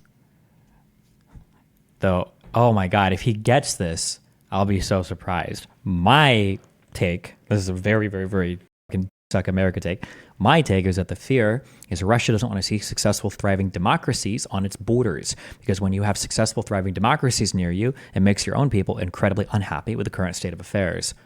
But Dave is probably going to say Russia's worried about color revolutions and covert CIA infiltration and conflict on its borders. He's going to go with that. That's the answer he's going to go with. Russians in general. The concern was never as simple as, is NATO going to invade us? The concern was moving military hardware closer and closer to Russia's borders. Okay, so the concern is more akin to the Cuban Missile Crisis. Oh, I don't even know. Wait, well, what do you mean? So then the concern is an invasion or an attack. You just said that wasn't their concern, and then you restated the exact same thing. Okay. Not that we were ever worried Cuba was going to invade us, but moving military hardware that close to our borders was a legitimate concern, and one that Jack Kennedy said he would blow up the world over. That's not that. It's not the same time period. We're in different worlds now between these two things. Most Americans, however they feel about the Bay of Pigs, look at that as fairly justified, that was a threat. We couldn't live with a knife to our neck. Now, to your point that Ukraine's biggest fear was Russia, and that they just wanted to join NATO because they had this fear of Russia, that's not exactly true. Like, if you know the history of this situation, it was in 2000 of Russia. That's fear was Russia, and that they just wanted to join NATO because they had this fear of Russia. That's not exactly true. Like, if you know the history of this situation, it was in 2000, I think it's 2008. So it might have been 2006, but there was the State Department admitted that one of the big problems they had is that Ukrainian entry into NATO was just not popular in Ukraine. They estimated that it was about 30%. And so they embarked on a campaign. They literally said, we need the NED and we need the USAID to intervene more to get this support up for NATO membership amongst the Ukrainians. It's not, look, Yanukovych was elected in 2010, and these elections were verified by the EU, because we're all, neoconservatives are such believers in democracy, but only in the places where we feel like we need to import democracy to. I don't think not, not necessarily in Ukraine. The legitimacy of those results. Well, okay, but I'm saying it's not as simple as saying that overwhelmingly the Ukrainian people just wanted to join NATO, and DC was just, respecting the wishes of the Ukrainian people. That's not what's happening. I'm never saying that the West is acting out of altruism. I would never be that silly. And I'm not. No, but that's not the. I'm saying that your point that Ukraine just wanted to join NATO because they feared Russia. But let's turn the clock forward, right? The Russian economy was stalling. The EU's economy was booming. The Ukrainian people were more interested in economic ties with the EU than they were with Russia. Yanukovych, against the will of the people, and yes, he was democratically elected. Democratically elected leaders can do unpopular things. That's life. He then turned towards Russia and said, because Yanukovych was, and we don't have to get into it, let's say, compromised by Russian interest, the people revolted. America supported the Euromaidan revolt because we were interested, of course, in Ukraine having closer Supported how? ties to us. I think it's important because Dave thinks that support was like that we basically instigated it, and through covert ops we were like shipping them fucking weapons and training soldiers to go and like fight against Yanukovych's police. And you can take a look at polling from the time. The Ukrainian disgust with Yanukovych's decision was authentic and widely reflected. Yanukovych fled, of course, fearing for his life and well-being. They took his little wealthy boy palace. And then after that, of course, you have the annexation of Crimea and the separatist movement in the Donbass, which was, of course, heavily supported by Russia. And then, of course, after that, they want to join NATO because they realize that the moment they do anything that Russia doesn't like, Russia's just going to turn the military on them. So, Vaush, you have to keep moving the clock forward. But let me just interject there and ask. So we're $175 billion into this as the United States. The Ukrainian death toll is at least 31,000 people. It's probably much, much higher than that. Both sides, minimum around 100,000. But again, probably according to a lot of analysts, much, much higher than that. So to what extent can the United States, this is like higher than the NASA budget last year, the amount of foreign aid we're sending to you. Since when is the NASA budget our point of comparison for literally anything? What the f even is the NASA budget? But NASA budget USA. AI overview gives me the entire budget. Thanks. Oh, $22.6 billion. Why? Since when is the... Why are we using the NASA budget as a guide to anything? Ukraine. Is that just the United States spending that much U.S. taxpayer money to protect every inch of the Donbass with no plan, as of right now, ostensibly no serious plan as to what a peace process would look like going forward? Is that a just outcome for the American taxpayer? Oh, look, every dollar we give to Ukraine, we don't give to Israel. Okay, so it's like convincing your friend. That's the best argument I've heard. Yeah, right. It's like convincing your friend to spend money on cigarettes, not fentanyl. But I agree that Washington should have a more decisive plan. The lack of a plan, which is a common pattern, by the way, with both the United States and also Netanyahu, so not a fan of that tendency on all sides, is problematic to me. Like I said, now, if we just froze the war where it is, because of course, Putin's peace deals are basically just like forfeit the territory you've lost up until this point. They're not like real conciliatory deals, right? Which, of course, Putin wants to keep the territory that he's gained. I think that if we just took that, if we pressured Ukraine into taking that, a war would break out again within a year, 2 years maybe, because you would have like the military buildup on either side of the DMZ would be like the greatest. Vaush, sorry. Yeah, you started the conversation talking about not wanting this to be a stalemate that goes on forever. So last year we had this much vaunted counteroffensive. At the time, there were tens of thousands of younger Ukrainian troops who were alive and were well trained. They were well equipped. They launched this massive, much anticipated counteroffensive. It was a complete disaster, led to an enormous loss of life and loss of equipment. And so to your question of what do we do next, like why is it the case that a new counteroffensive with older, less well-trained Ukrainian troops and less well-equipped troops would be able to succeed against a more fortified Russian military while the previous one failed? In other words, I don't know if it's quite that simple. I think that neither side actually had like the ability to actually conduct warfare at the beginning of the Ukrainian war. both sides are in the process of learning.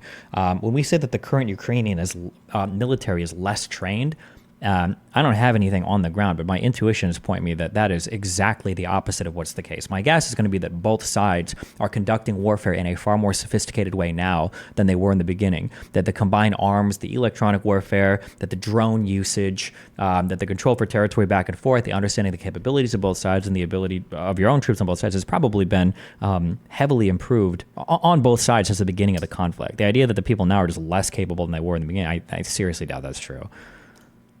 Like, what is this Hail Mary that you're talking about that could change the calculation on the ground to such an extent that it's worth it to continue throwing Ukrainian men and women into the maw of this war? Well, I don't like the term throwing, only because they are, of course, engaged in it, right? They're not just being they're being grabbed in many cases and literally thrown. 45-year-old men. Well, not literally thrown. Yes. It's a draft. The country is fighting an existential war. Yes, it is. You know what the most disgusting? God, I hate these people, and I hate this dog shit ass country. We actually do have a disgusting country. The fact that liberal countries host their own criticism like this is disgusting, and these losers are right. We should be like Russia.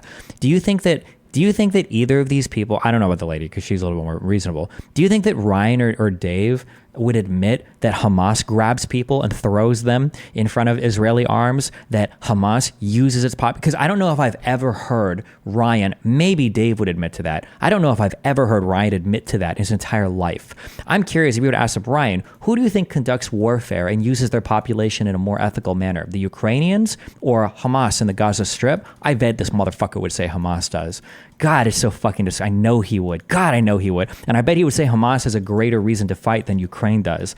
Ukrainian morale, or at least interest in continuing the war, is still high. But that sort of nitpick aside, I would only say, the Hail Mary is something that I hope for. It's not something that I think is guaranteed. With the introduction of ATACMS and other relatively long-range, munitions, we have the ability to sort of provide Ukraine the option to strike at depots, refineries, and facilities that are closer to the sort of back lines of the conflict. And that has had a massive effect in the past 4 or 5 months since that was introduced. I don't know whether that's going to be a game changer in the war in the long run. I hope that it is, because ultimately I do think that a conciliatory position from Russia would be a better way of ending this conflict than one in which things just freeze as they are now. The DMZ buildup along the line that people settled on right now would be catastrophic, and I think it would just guarantee further war. My hope, and this is, I know, perhaps a little naive of me, but I still have a little bit in me that hopes for this. My hope is that eventually, following the expansion of Ukraine's ability to strike at further back targets, this becomes increasingly economically untenable for Russia. There's pressure from both sides. Hey, this has gone on long enough. We literally can't keep this going anymore. We're both on fumes. And like two exhausted boxers on the 14th round, they both collapse into each other's arms. And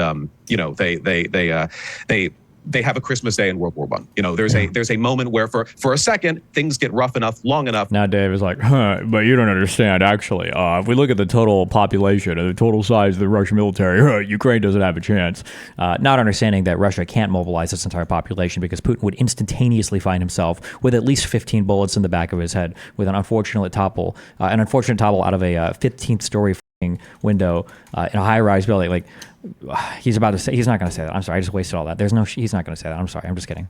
That they collapse and they just can't do it anymore. And maybe the world breathes a sigh of peace as they finally do settle on whatever line they're at that point. I think it's quite a dangerous game to play, man. I mean, I know it was the it's neocons. All dangerous, right? Well, sure, but I'm just saying, it was the neocons' hope that if you overthrew Saddam Hussein, democracy would sweep the region. And, that would have been nice, I guess. But okay, I'm sorry. I don't even know what the that is a response to. How are we? This is what I mean when I say Iraq traumatized. This is what I mean when I say Iraqi PTSD. What do we even? What do we? He did the thing where his girlfriend is like, "Can we go watch this movie?" And he's like, "That movie's 3 hours long. This is going to be just like the Iraq War. Are you crazy? What? I think that we should support. I almost said something. We should support Ukraine in their fight against Russia. Okay, but remember what happened when we thought the Iraqis wanted democracy after we got what? What is the neocons' hope that if you overthrew Saddam Hussein, democracy would sweep the region? And, that would have been nice, I guess. But, the hope that, if they strike inside of Russia, that will make Russia realize that, this war just has cost us a little bit too much and we sure should knock off this war business. You don't think that, you think that those two things are the same level of, okay, hold on. Striking into, You think that if you get rid of Saddam Hussein, that you could install an entirely new form of government that all of the people in this region who traditionally never supported that government before would support the government? You thought that was possible. Well, clearly you were wrong there. So why would you think that shooting missiles into a country to damage its infrastructure would make them mad and reduce their desire for war? Like, one of these things is pretty simple. It's a pretty easy connector from A to B to C. Like, if you start bombing somebody's shit, it's going to reduce their desire to fight. To some extent, right? Like, yeah, nobody wants to get their shit bombed. And it makes the war more real for Russians who can pretend that they're not even engaged in a war because it's just special military operations or whatever. Like, I don't think that's a wild take. It's quite a risky game to play. There's a couple of things that I want to. Well, let me just respond to a couple things you said there, because things that I think are pretty interesting. So, number one, just a couple points of correction. I mean, I know I said it was a good point in jest, but no, it's not true that every dollar that goes to Ukraine is a dollar that doesn't go to Israel. I mean, as you know, we print money out of thin air, and the U.S. government is quite fine. Federal Reserve, no gold standard, fiat currency. Never mind the fact that a lot of what goes to these countries isn't actually money; it's actually old munitions. Dollar that goes to Ukraine is a dollar that doesn't go to Israel. I mean, as you know, we print money out of thin air, and the U.S. government is quite fine to spend well beyond its means. So no, they can deficit finance through fiat. Actually, historically, strategic bombing campaigns increase the desire for war. However, that's not exactly what Ukraine has been doing. Maybe in cases of total war where the entire population is ready to fucking go ham. But I think in general, when a country is trying to hide the fact that they're in war, I don't think that them starting to get bombed by an enemy that they're pretending they're not at war with is going to produce warmer feelings from the population to want to do war. Or you know what? Who knows? Maybe it will. Maybe they'll see that U.S. labeled Ukrainian missile come flying in and they'll be like, wait a second, we do need to go fuck these guys up, you know? Russia doesn't have a huge young population. They use 50-year-olds. They're also using 50s tanks. They don't control the skies. And Ukraine doesn't have an air force, and their Black Sea fleet is done. Currency, both of these wars at the same time. Now, what that's going to do to our dollar? Equipment too, not just money. Sure. Yeah, no, mostly we're just bribing the military-industrial complex and sending old weapons over there. However, there is, as you brought up the talk of agency before, it is true that individuals have agency. It's also true that there's such a thing as moral hazard. So if I were to just say, I'll start giving, hey, Ryan, I'm going to start giving you $1 million a month, and then you quit your job and you sit at home, and I go, look, he doesn't want to work. He doesn't want to work. He wants to stay home. He doesn't want to. That's such a great point. We shouldn't give anything to anybody at all. The moral hazard is that they'll stop working and they'll just instantly just be taking free shit from everybody all the time, everywhere. And then you quit your job and you sit at home, and I go, look, he doesn't want to work. He doesn't want to work. He wants to stay home. He doesn't want to. It's like, well, yeah, okay, there is some truth to that, but might that have, the Ukrainians just want to fight. Okay, but might that have something to do with the blank check that they've received from the world? You know what else would be an interesting moral hazard?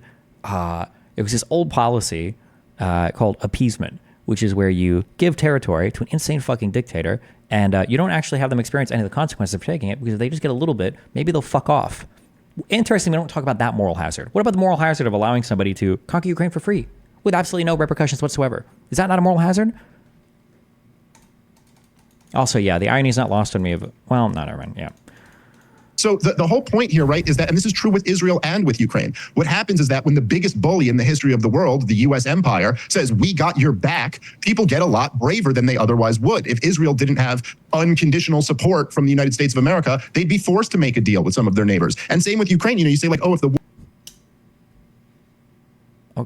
war ended, Ukraine would just be ready to fight Russia again in a few years without our backing? Without us arming them, without all of Europe behind them? No, they wouldn't, because they know it's a fight they couldn't possibly win. Dave, what's a risky? No, because it wouldn't be Ukraine in the future war. It would be whatever other non-aligned country that Russia would set its eyes on next. They wouldn't need to go to war with Ukraine. They'd have the territory already divided and the country fucked, and the country under the thumb of the Russian leadership. Your game to play. I mean, I think I know what your answer would be to this, but what's a riskier game to play? Is it allowing Putin to expand unchecked, just to go back to the argument that Vaush made earlier, or is it escalating the war? It seems as though there are risks in both scenarios. And yes, please, can you lean into that more, please? Why is one riskier than the other at this point? Well, look, I mean, okay, so the biggest risk. Please don't let him dodge this. Please make him answer this fucking question. One riskier than the other at this point. Well, look, I mean, okay, so the biggest risk that, again, as I mentioned at the beginning, we should all be concerned about is the potential of nuclear war. And what's prevented the nuclear war in the past has been appeasement. Has been private negotiations, handshake agreements, and mutually assured destruction. The fact that, nobody really wants to get into a nuclear exchange because we all lose. Mad, mutually assured destruction. So there was a counter on Soviet expansionist policy. There wasn't moral hazard there. They did have to pay a cost for it, and that would have been the utter annihilation of their country and maybe the world. Oh, interesting. So are you saying that some kind of deterrent effect was actually an important motivator for making people not act like imperialist, expansionist fucking lunatics? Huh.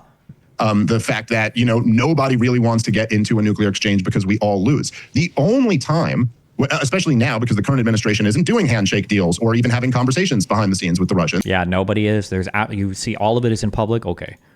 The only thing that could lead to a nuclear exchange, so in other words, the worst case scenario is that Vladimir Putin actually thinks he's going to die. He thinks he's going to end up like Muammar Gaddafi. And that's the scenario where you might end up launching nukes because, screw it, bring everybody down with you. In terms of the risk of Russian expansion, I do think that Vaush made a somewhat fair point where, look, between the mix of, this is my point, not yours, but resulting in yours, between the mix of NATO joint military exercises with the Ukrainian government, the massive amounts of foreign aid, the weapons shipments that Ukraine has got, going back to before the invasion of 2022, but certainly since 2022, it has made Ukraine a tougher adversary than they otherwise would have been. Vladimir Putin famously said back in 2008, when he was warning Burns, who was the ambassador to Russia at the time, that I could be in Kiev in 2 weeks. Well, I don't think that's true anymore. I think it's a tougher battle for him than that. But then also, you think because he ends up getting the eastern part of Ukraine, that he's moving on Poland after that? I just think there's absolutely no reason to think that that's the situation. I don't. Just because he peels away Transnistria or whatever from Moldova, you think he's going to invade fucking Georgia? Oh, just because he takes, what is it? I never remember the names of these things. South Ossetia and Abkhazia or whatever the fuck, the prisoner of Azkaban from Georgia. You think he's going to fucking go into Ukraine now? Oh, just because he takes the Donbass and Crimea from Ukraine, you think he's going to go into, how do we not see the Abkhazia? Yeah, sorry, fuck the names of these. How do we not see the pattern of the dominoes falling? So what are we going to do when he invades? What's the next what would it be? Can I use second world? Second world countries. I don't think we use that term anymore. It's non-aligned states bordering Russia. I don't even know I don't know what the alignment status even is in the fucking I don't even know. The maps in Europe right now would be whatever the fuck the next country is. Why would we not assume that Russia might have some interest there and might want to go in and fuck with shit? Why would they not? I mean, nothing happens to them when they do it. Central Asia? Yeah, but realistically, we're not moving into, or when you say Central Asia, you mean Greater Middle East region? Well, Georgia's already fucked with. You mean Armenia and Azerbaijan? Or the Stans?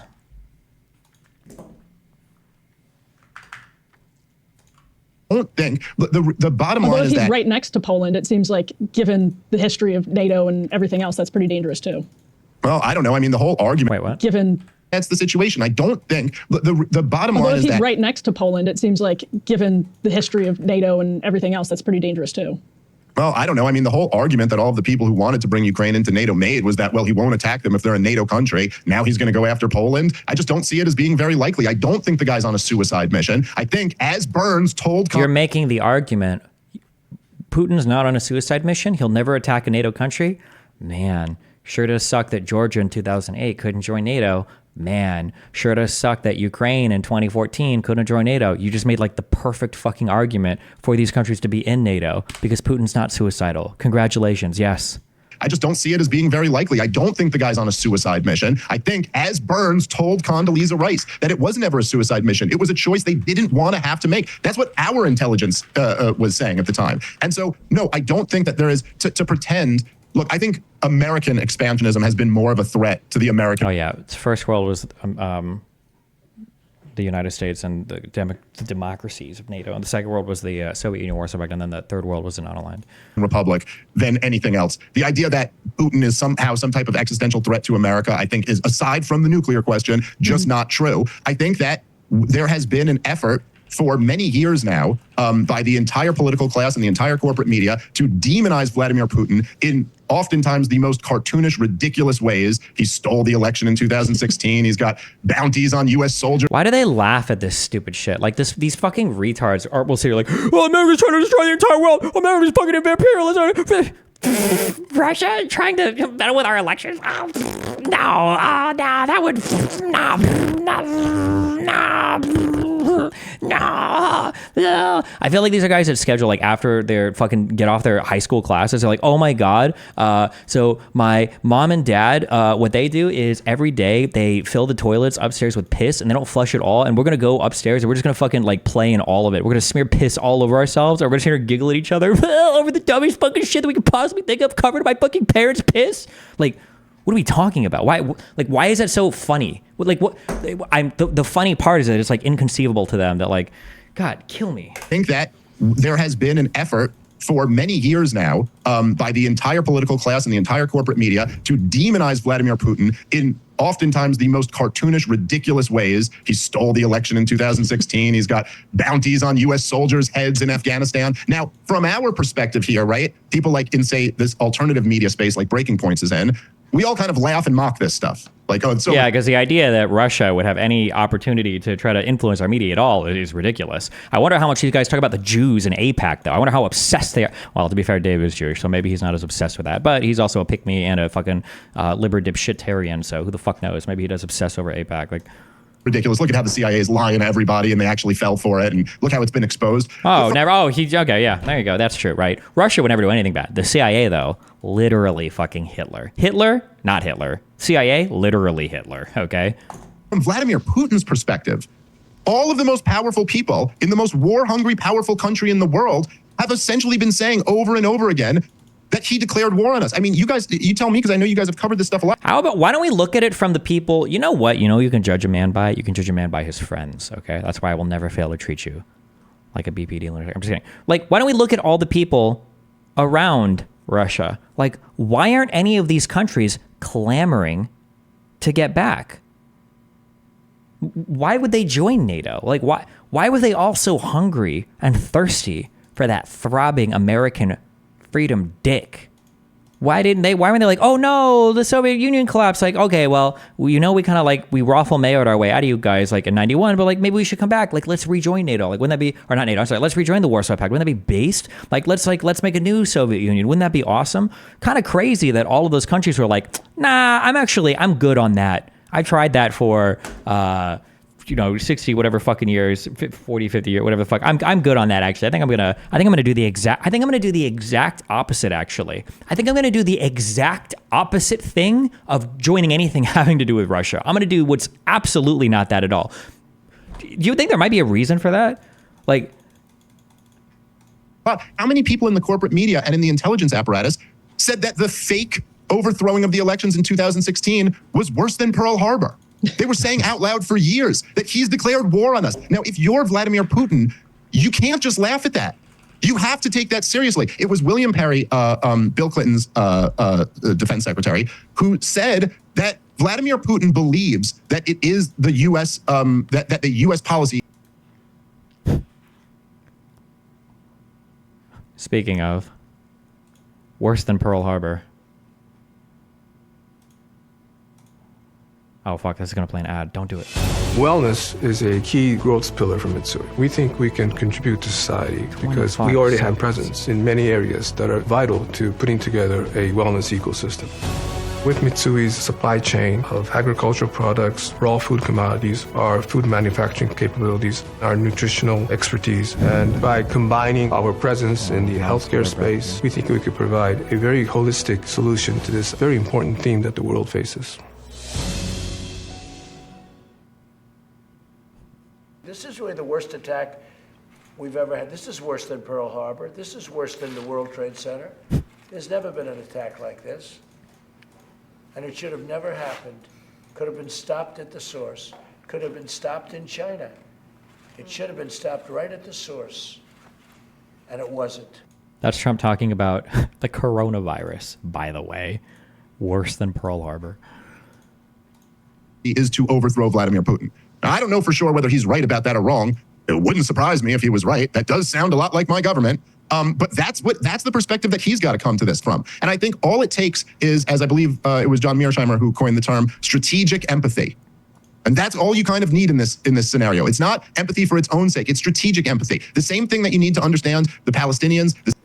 What is with the glazing of Putin by retards on the left and right? Does it just boil down to America bad? So when you are growing up, you don't ever see the things that your parents provide for you. When you grow up, you just see that they give you rules, and sometimes you don't like those rules, and it's kind of annoying, and fuck them. And eventually you turn 18, you get to go to college, and you're like, you know what? Fuck these dudes. Fuck my parents. You know who's actually cool? The dude that gives me free fucking crack at recess. That guy's cool. The guy I meet at my lunch period that gives me crack cocaine. That dude is fucking based. Not my lame loser fuck parents, okay? Fuck them. That's the mentality of all of these fucking losers, is they grow up in the United States. They have no fucking idea like why anything in this country works, what we're known for, what it's cool for, what it's unique at, all they know are all the bad things that the guy that sells crack cocaine at recess tells them about the United States. Putin tells me the truth about my country, that you guys lied about vaccines and you guys are actually the ones that invaded everybody. Russia would never do that. And if Russia did do that, well, they had to. It was probably America's fault. America made Russia do those things in Afghanistan and Chechnya and overthrow those people in the other governments of the Soviet Union and the tanks and, you know, crushing people. And like that was the United States. And the U.S. probably did Tiananmen Square too. They made China do that. Like it's not like listening to every other. It's why these same people will say things like, "Oh, I don't trust CNN. That's state-run media." Anyway, let me link you an RT source for why I believe this particular thing about XYZ. Like, oh, okay. Jerusalem Post? I don't read that trash. Anyway, did you say how many new Palestinians were murdered yesterday? Check out this Al Jazeera link. The same thing you need to understand Al-Qaeda is that these, I'm not saying they're good groups. Some of them are, you know, some of the Palestinians are good people, but some of them are terrorist organizations. Al-Qaeda is a terrorist organization. Vladimir Putin is a despot, but they also can have legitimate grievances. And we ought to, if we want to ignore those, then okay, but we ignore those at our own peril. I just want to say, if I may, like, respectfully, again. How about let's make Russia ignore things at their peril? Shouldn't they be the ones in peril? Not us? Why? Isn't that what the point of all of our fucking military spending and all that shit is? Shouldn't they be the ones where it's like, man, if you want to ignore when the U.S. says don't fuck around, I mean, that's on you to find out, I guess, right? Why not let them find out? Why do we have to find out for people that are not on our level? No talking about the present or what to do now. And this is my frustration All right, with this conversation. Let me give you something I'm sorry. I promise I'll be very, very quick on this. But the other point that I just did want to make to you, as you bring that up again, it's actually not the case that when I have all of these Israel-Palestine debates, that I want to talk about what's going on right now, and they want to talk about all of the history that led to this point. It's actually quite the opposite. Sagar made this point when he moderated a debate recently for me on Breaking Points when he was recapping it the next day. The truth is that all of the pro-Israel supporters want to just talk about October 7th to today. And I'm still here, Dave. You cowardly, spineless fuck.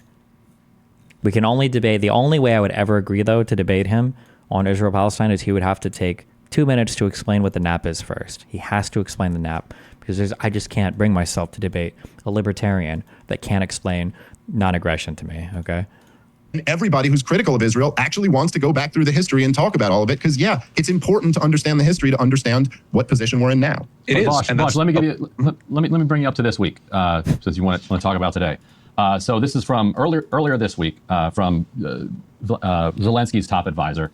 You probably saw this quote. He's got a couple others out there publicly. He's saying this in English, so we don't even have to hit the translate button.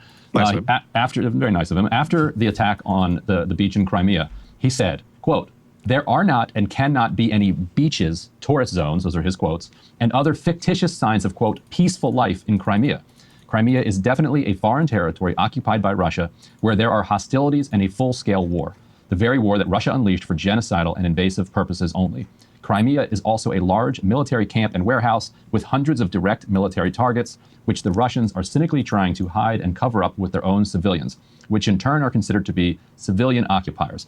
So he said this after Ukraine killed civilians on the beach. So are we the baddies here? I mean, it's all. Watch Dylan Burns' video on this, and he has a camera from the angle Breaking Points does not offer. Is the claim here that Ukraine and all their infinite access to military materials is just like missile striking civilians now, because Ukraine is just so weapons rich and air in missile capabilities right now that they're just almost a perfect mirror of rhetoric employed in the Hamas versus Israel conflict, actually, where, when Hamas killed civilians on October 7th, the argument was that the civilians were settlers who were occupying stolen land, and therefore you can't reasonably argue they're civilians. And then on the other hand, of course, you have Israelis who say that Hamas uses the Palestinian people as human shields. In the West Bank, you have the argument. It's remarkable, actually, how many parallels there are and how these are employed. Are we the baddies? Yes, we're all the baddies. Nation states the baddies. That sounds reductive, but that... God... Vaush is so cucked out on the Israel-Palestine stuff, even though he has the brain, power for it. He's so cucked out to being an American hater in some ways that he can't bring himself to give the full-on fucking pro argument for the United States. He won't do it. There are and how these are employed. Are we the baddies? Yes, we're all the baddies. Nation states the baddies. That sounds reductive, but that is just the way the game is played. You will never find a nation engaged in war. There are ways to play the game without explicitly justifying the slaughter of civilians on it. The slaughter of civilians, but not on October 7th. I don't think Hamas or IJ, I don't think they were involved in that at all. The slaughter of millions of civilians, though. Israel, who are the most civilian murdering countries on the planet? Israel, Ukraine, USA. The most bloodthirsty, discriminating, targeting civilians.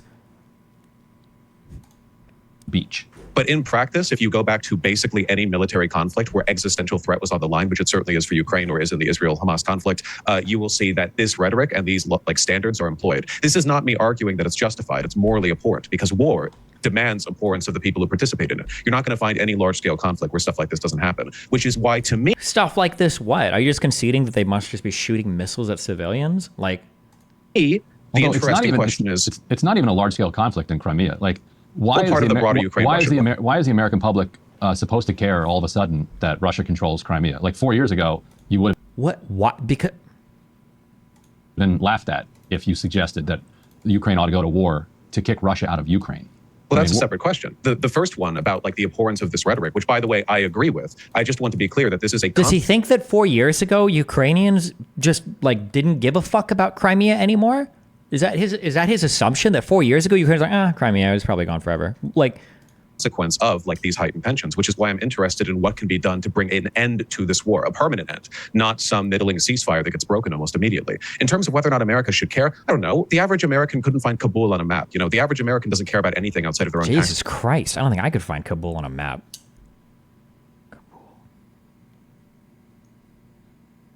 Hold on. Can I link link me a blind map?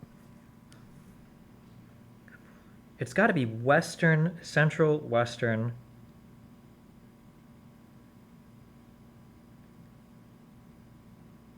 I'm doubting myself. I'm doubting myself. I'm doubting myself.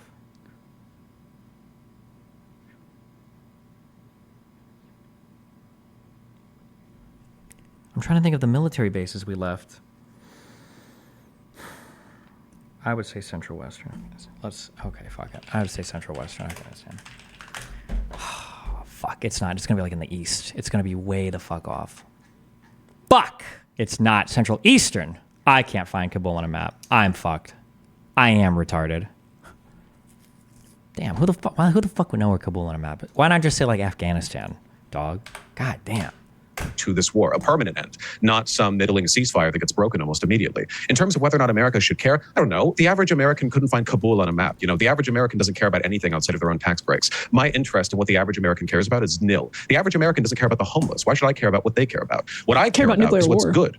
Sometimes they do. I don't know. The average American with the state of our education, I care about what's good. Nuclear war is bad, by the way. That's where I land in that particular moral equivalence. I think that if we settle with an unjust, tense, quiet with the Russia-Ukraine conflict, we guarantee future conflict. If you look back at the history of expansionist empires, if you take a look at what Russia is doing now and compare it to the rhetoric employed by other nations that have annexed adjacent territory, Nazi Germany, you will find they tend not to quit while they're ahead. There's a pattern of overextension. Let me ask you, so on this piece, you hoped that if there's enough fighting, that eventually these two fighters will become exhausted and kind of peace will break out. But you've also said that if we get a peace deal, then war will eventually break out. So why would the peace from exhaustion not just lead to your fear that 2 years later war would break out again?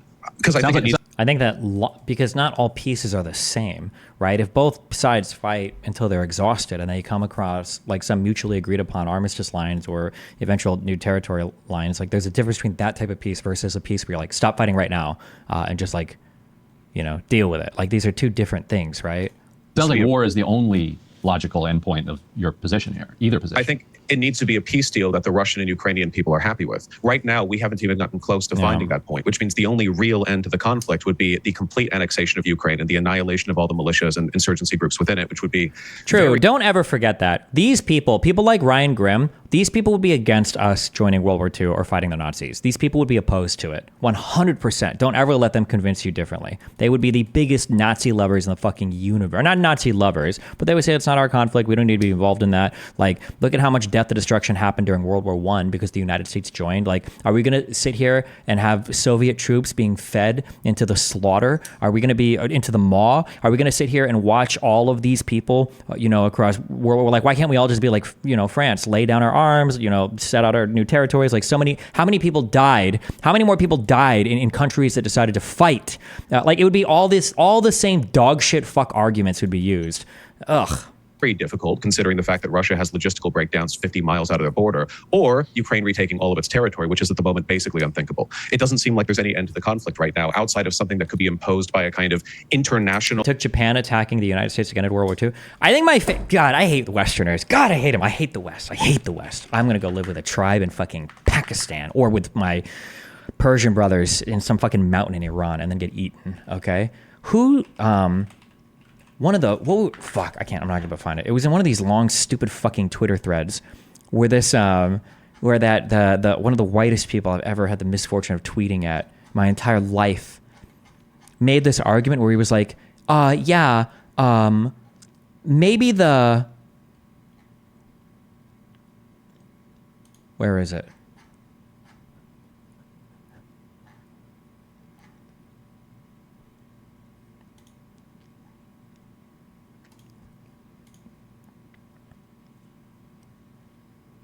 One day we'll get through World War II.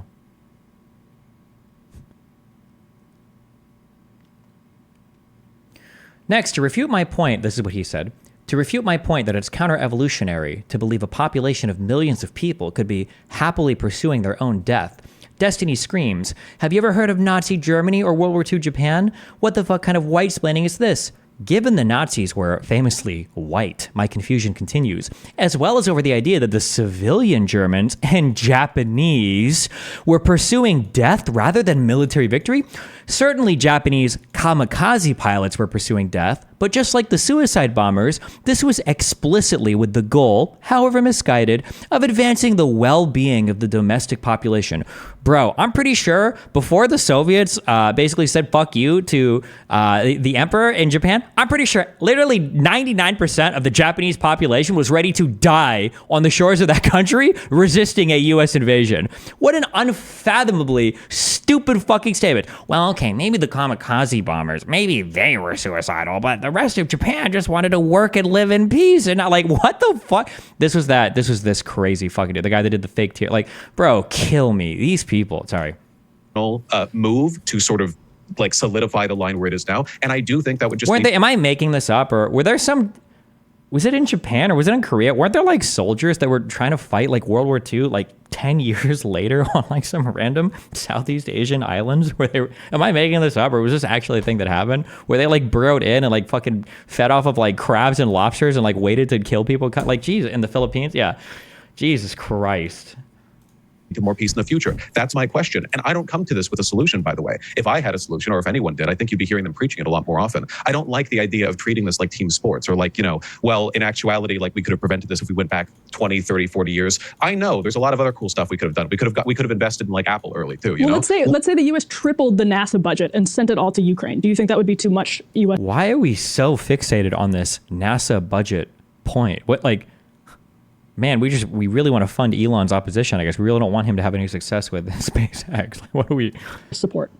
I mean, if we over-support Ukraine, if we commit to it so hard that Ukraine starts pushing back further, my concern would be that the brass in Ukraine would get arrogant and start pushing into Russia. I don't think that's especially likely. Certainly, Ukraine doesn't have the same sort of legacy and cultural pretext of expansionist sentiment the way that like Putin does, but it's possible. I also disagree, by the way, with the strike they did on some of those early warning systems. You showed an article with that headline a little bit ago. I think that's dangerous territory. I don't think that Ukraine has been particularly irresponsible in this conflict as military conflicts go, and that's a pretty low bar. I do think that there's a risk the more we gin them up, the more gung-ho they get, and I think that risk increases the longer this goes on too. So again, we either let Ukraine get washed entirely. I don't even know if Russia could do that at this point, even if we divested from Ukraine. We sort of pressure Ukraine to accept the Russian peace deal as it is now, or we overinvest to the point where they can reclaim their borders, which given enough time and enough money, we unleash Area 51 on the Russians. Sure, maybe Ukraine could do it.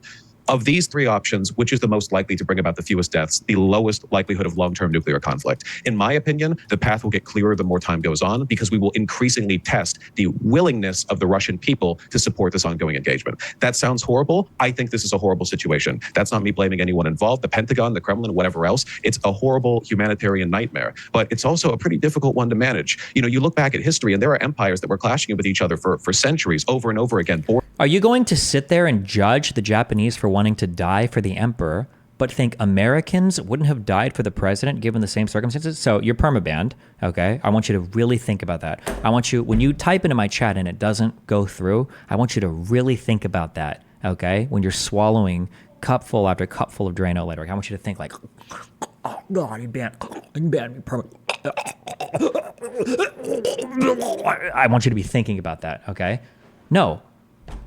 I don't. Why would I judge the Japanese for that? I think that's fucking based, okay? Japanese people were a very honorable people. We literally bombed the fucking shit out of that fucking country, okay? Fuck the nuclear weapons. We razed like almost it was like 23 major cities that we annihilated with bombs, and those people were still ready to fight and die for their fucking emperor, okay? They were ready to fucking, even after the first nuclear bomb, they were like, I didn't hear no bell. How many more you got? It was only when the Soviets, famous, I think, for murdering their last fucking monarchy, was like, okay, guys, we ain't with you on this one anymore. That the Japanese were like, okay, well, fuck, never mind. Oop. But halfway between never and mind, okay, the second nuclear bomb dropped. No, why would you think I'm judging the Japanese for that? The same way that where was that rifle behind a blade of grass? Where did this quote come from? Oh, it was the Japanese. We can never invade America. Japanese Admiral Yamamoto has been quoted as saying, Yamamoto, who attended college in America, explained his logic this way: there would be a rifle behind every blade of grass. I can't believe you think I would judge the Japanese for that negatively. I wasn't saying that. I'm an American, bro. Who the fuck where are you? I want on Bain just to ask what fucking dog shit ass Scandinavian shithole fuck country you're from, okay? Where as soon as you see an invading force, you check your fucking Google Maps to see when the next publicly assisted tram is gonna subway you out of your dog shit, bullshit ass fucking country, okay? Fuck you. The Japanese were based for wanting to fight. And you know who the most based Japanese are? It was that dude in 1970, okay, that was still crawling through the jungle, okay, waiting to find whatever the American racist version of Charlie is. What do you call, what's the slur for white American soldiers, okay? That guy was extra based, okay? Fuck you, all right? Borders barely changing with each successive war. I don't want that to happen. Look up Operation Ketsu Go. What was the operation where the Japanese were like loading up fucking balloons and sending them across the Pacific to napalm our shit? Oh shit, what was that called? Operation Japanese Balloons. That's not it. I don't even think didn't like 99% of these just crash like in the ocean? Japan launched some 9,000 balloons during a 5-month period to be carried by high altitude winds more than 6,000 miles eastward across the Pacific to North America. Perhaps 1,000 of these reached the continent, but there were only 285 reported incidents. Listen, wait, what was this? Did they really do this? Hell yeah, they did. Listen, the Japanese didn't fuck around. They had their own Nazi unit. They had their own crazy fucking war unit. They had an awesome ass fucking emperor dude with crazy outfits. They have katanas. Just because we've got nuclear powers involved, but because like it is a collective drain on the spiritual, financial, and military collective of humanity. I just don't want to come at it from a dogmatic position because I don't want to blind myself to avenues of peace that might be unintuitive. And we're running up against our time limit here. But Dave, any kind of final thoughts you'd want to have on like how? Yeah, their officers used to engage in like wholesome military competitions, like let's take the bayonets on our weapons and see how many women and children we can murder in one fucking go. Like, let's do it. Like, ought to end. Like, from your perspective, to Vaush's question, what do we do now? Sure. Okay. Well, first of all, I would just say that I don't think Ukraine has been very responsible throughout this whole thing, and certainly when their missiles hit Poland, and Zelensky immediately called for preemptive attacks on Russia by the West, either lying through his teeth and claiming it was Russia who attacked Poland, or being so clueless that he hadn't even done any investigation to figure out whether it was them or not. Either way, it seems pretty irresponsible to me. But look, without even going back into ancient, so irresponsible. Like, Ukraine needs to be on its best behavior as they are facing the existential threat of a Russian invasion. Can't believe that Poland ever would make any mistakes or fuck up at all. Not acceptable. History. Like, just going back to very recent history. It was Jens Stoltenberg. I apologize to the Norwegians. I know I'm butchering that. That was offensive. He gave the whole game away last year. But he admitted that Vladimir Putin actually sent them a draft treaty and said, if you just promise to not bring Ukraine into NATO, I won't invade. And he brags that they said, no, we won't. Wait, where? What? Somebody link me. What is this treaty he's referring to? Please somebody link me. I don't know. Somebody link me. I can't even Google the fucking name that he said. Don't sign that. Haha, you didn't want NATO expansion, and look at you now. You're getting more NATO expansion. It's like, yeah, and hundreds of thousands of Ukrainians dead. Like, could we at least all agree that we should have just signed that treaty? Why is it a vital... Can you explain why you feel that way about the Japanese, but not the Germans? Japan was out for conquest like Germany. They were genocidal like Germany. Or do you feel that they were based for fighting till they were defeated too? Listen, I always respect soldiers that fight for their fucking country and their shit. I mean, obviously I disagree with the Nazis, but for the German soldiers that fought, yeah, fuck it. They fought hard. They fought as well as they could have, yeah. What do you mean? The difference between, like, it's a different set of circumstances to give respect to, I guess. Like, respecting the Germans as they push aggressively, like, through tons of territories is one thing, but, like, respecting Japanese as their civilian population is on the brink of annihilation. Like, hold on, let me call like Yamikiko. Oh shit, she's not picking up. I think the Americans like deleted another one of our cities from the globe. Like, let me call my other mom. Oh, that city's still there. Like, it's tenacious people. How much shit did Germany lose before they ended up surrendering? I don't know. Listen, I respect all people. Okay.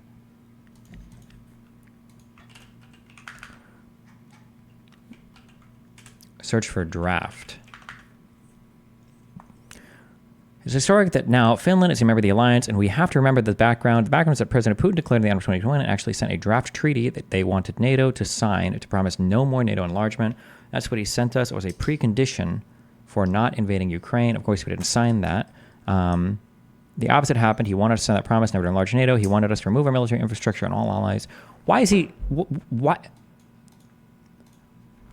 Why would you cite this as a, like... thing? Say, why would he ever imagine that Putin could dictate to any of us like what other countries would do?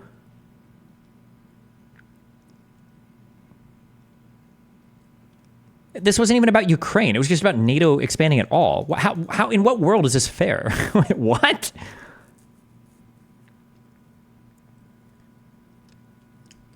He wanted us to sign that promise never to enlarge NATO. He wanted us to remove our military infrastructure and all allies that have joined NATO since 1997, meaning half of NATO. All the Central and Eastern Europe, we should remove NATO from that part of our alliance, introducing some kind of B or second-class membership. We rejected that. Jesus. Okay, that's kind of an important part too, no? Strategic that didn't want NATO expansion, and look at you now. You're getting more NATO expansion. It's like, yeah, and hundreds of thousands of Ukrainians dead. Like, could we at least all agree that we should have just signed that treaty? Why is it a vital strategic interest? Okay, I think I see what you mean. Would you say that Palestinians are based for willing to die so their deaths could be used to further their goals? Like, do you respect it but just think it's retarded? But you can be retarded and based at the same time. When I'm criticizing Hamas or I'm criticizing these people, I'm generally criticizing the cause for war and sometimes the conduct in war. But that doesn't mean that you wouldn't acknowledge like the individual bravery of the people present. We just don't usually talk about that. Yeah, I mean, fuck. Like, what's the one joke? Was it a Chappelle joke? Was it a George Carlin? joke? Look at what a few people and some planes did. Fuck, what was the... Or was it no. Was it a Bill Maher joke? How brave were 9/11 hijackers? It might have been a Bill Maher joke. I think it was. This is the one that he got fired from TV for. On Politically Incorrect, the show that once followed this one, he made this infamous comment less than a week after 9/11. We have been the cowards, lobbing cruise missiles from 2,000 miles away. That's cowardly. That is a Staying in the airplane when it hits the building. Say what you want about it, not cowardly. I mean, that's true. There are some cowardly acts, maybe you are really killing the civilians, but normally we just don't remark on like a person's like bravery. It's not that relevant in these conflicts. But what about Aaron Bushnell then? No, that dude was just straight fucking retarded. No bravery points for that. Now, if he would have like thrown him, like ignited himself and then jumped inside of an IDF tank, okay. Like Aaron Bushnell sets himself on fire because I don't know, dude's mentally ill. Okay, Palestinians will run up in their fucking Air Force Ones. Okay, they'll in their Ukrainian Eastern European joggers. Okay, they'll run up to IDF tanks and they'll plant bombs on the back and then fucking run away. Okay, these like 12-year-old kids will do this shit. That's pretty fucking brave, right? Also crazy and generally retarded, but... interest to the United States of America that we have a war guarantee with Ukraine. Like, what? How many people in America? It's like George Kennan said back in the first round of NATO expansion. I don't know what the jogger outfit shoes are. Somebody tell me. Why is it a vital strategic interest to the United States of America that we have a war guarantee with Ukraine? Like, what? How many people in America? It's like George Kennan said back in the first round of NATO expansion. We have neither the political will nor the resources to actually defend these countries. How many people in America actually would be willing to sacrifice themselves or their children to make sure that the Donbass region is ruled by Kiev? Would you guys be willing to sacrifice your kids for that? This is ridiculous. Anyone here? The average American wouldn't sacrifice their lives to protect East Germany or Poland either. Do you think the average American would fight for Warsaw? This rhetoric sounds convincing, but it's empty rhetoric. Likewise, you're still not talking about what you want to say. Like, didn't the average... Isn't that exactly what happened, though, for World War II? Like, we got the average American to go and fight in fucking Vietnam. We got the average American to fight in Iraq. You don't think we get them to defend people in Ukraine or Europe? We could send people to fight the fucking Taliban and fucking Saddam Hussein, but you don't think we get people to fight fucking Putin? Do you know what the fuck our country is called? Do you know the history of any part of this fucking planet? What are you talking about? Explain to me what you want today to minimize. I'm going to finish my point. I keep talking about today, and then you keep talking about NATO. We know I addressed and acknowledged and agreed with the Western Americans that led to us. Vaush, you're interrupting me and then claiming I'm not addressing something. So first, I was just saying, could we at least all agree that a couple years ago we should have just signed that deal and committed to not bringing Ukraine into NATO and avoided this war? Couldn't Russia have just invaded anyway? Huh? Couldn't Russia have just invaded anyway? That's such a good question. He's not going to answer. He won't answer. He won't answer. He won't answer. He goes, I can't answer that. No, I can't. Then despite him saying like, oh, like we could have prevented all this. Now when Vaush like, oh, well, couldn't Russia have literally just invaded regardless? He won't answer. He won't answer. He's not going to. He can say, oh, maybe, or counterfactual. I don't know. Blah, blah, blah. Maybe he will answer. Okay. I'll give him props if he does. He'll at least have a fucking spine to answer this one fucking question. Sure. I guess in the worst case. Oh my God. He's such a pussy ass bitch. God, he's such a pussy. Scenario, it would be as bad as maybe. Vaush, you're laughing, but there's no point to that. Yes, in the worst case scenario, we could have still ended. Let's talk about what we can do. Okay, let me please make my point. Okay, Vaush, let me just make my point instead of this constant interrupting. Listen, yes, in the worst case scenario, I suppose it could have gone as bad as it did in this scenario, but obviously the overwhelming odds are that it wouldn't have come to this. Now, in terms of your point of saying like, well, the average American isn't willing to go die for Germany or Poland. Okay, but so why are we adding more of these countries, especially when our own intelligence community is telling us that the risk of adding this other nation that Americans care about even less, the risk of it could result in this war, very explicitly, blatantly saying that. Now, look, again, I do think I actually answered this question pretty clearly, pretty early on in this. But right now, what we should do, being educated by what's happened in the very recent past, is to go, hey, America is going to announce that we will pull all of our support for Ukraine in this war under the condition that Vladimir Putin accepts some type of peace proposal. That's going to look like not quite as good as Ukraine would have gotten if they had taken the deal that Boris Johnson broke up. Hold on. Even if that was the case, the only way the United States could even offer that deal is if we were already supporting Ukraine. So then, do you agree that supporting Ukraine then was a good idea so that now we can condition Russian peace on withdrawing our support from Ukraine? But it's going to look like Vladimir Putin obviously keeping Crimea, obviously keeping some of the territories that he already has control of, and in exchange for him ending the war, we promise that Ukraine will not be admitted into NATO. Okay, so that deal is still possible. Listen, let me just add one final point to this, and you can respond however you want. Understand something here. The United States of America holds all of the chips. We could offer Vladimir Putin something that would probably get him to do whatever we wanted him to do, and you know what that is, the ultimate crowning jewel for him. How about we leave NATO? If you end this war right now, America will withdraw from NATO. Why not? Listen, this is like silly internet rhetoric. Why not? I don't know. Never mind. Okay. No, it's not. It's not. Yeah, we're going to leave NATO. No, this is like for Twitter likes, you know? Like, literally, the former president asked the question. What if we left the key military alliance? The way Twitter likes, you know? Of any political conference. I didn't. Hold on. I didn't understand him. I didn't understand what he said. He certainly didn't say. He didn't just justify. He didn't just respond to Vaush saying that would be a silly idea with the answer, well, of course it wasn't that silly. The former president suggested it. That's not, he didn't just say that, right? Will withdraw from NATO. Why not? Listen, this is like NATO. Silly internet rhetoric that will get you laughed out of any political conference. We're going to leave NATO. No, this is like for Twitter likes, you know? Like literally, the former president asked the question. What if we left the key military alliance on the planet to incentivize a despot on the other side of the world to not invade the country they unjustly invaded? Such nonsense. What part of that was not? Vaush just described what was happening. You even used the term despot. Like, what do you mean? What? Like, you literally called him that. I think you were the first one to use it. What? It's tuned up right. It's good for Twitter likes. It's great for like the ultra libertarians who are all like keenly interested in Yanukovych's like electoral legitimacy.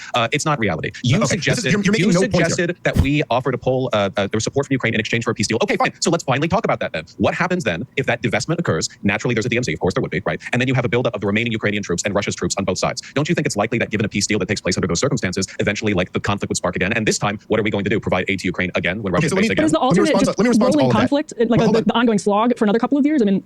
Yeah, they need to find the path through that allows the peace deal to take place in a way that doesn't guarantee an immediate future conflict. So, if we pursue an unjust peace that is immediately broken, it will have been for nothing, and we'll be in a worse position than we were before because nobody's going to want to stop the second version of the conflict 5 days after it starts. We need to be careful with this. So first of all, let me just say that and then Vaush will close with a response from you.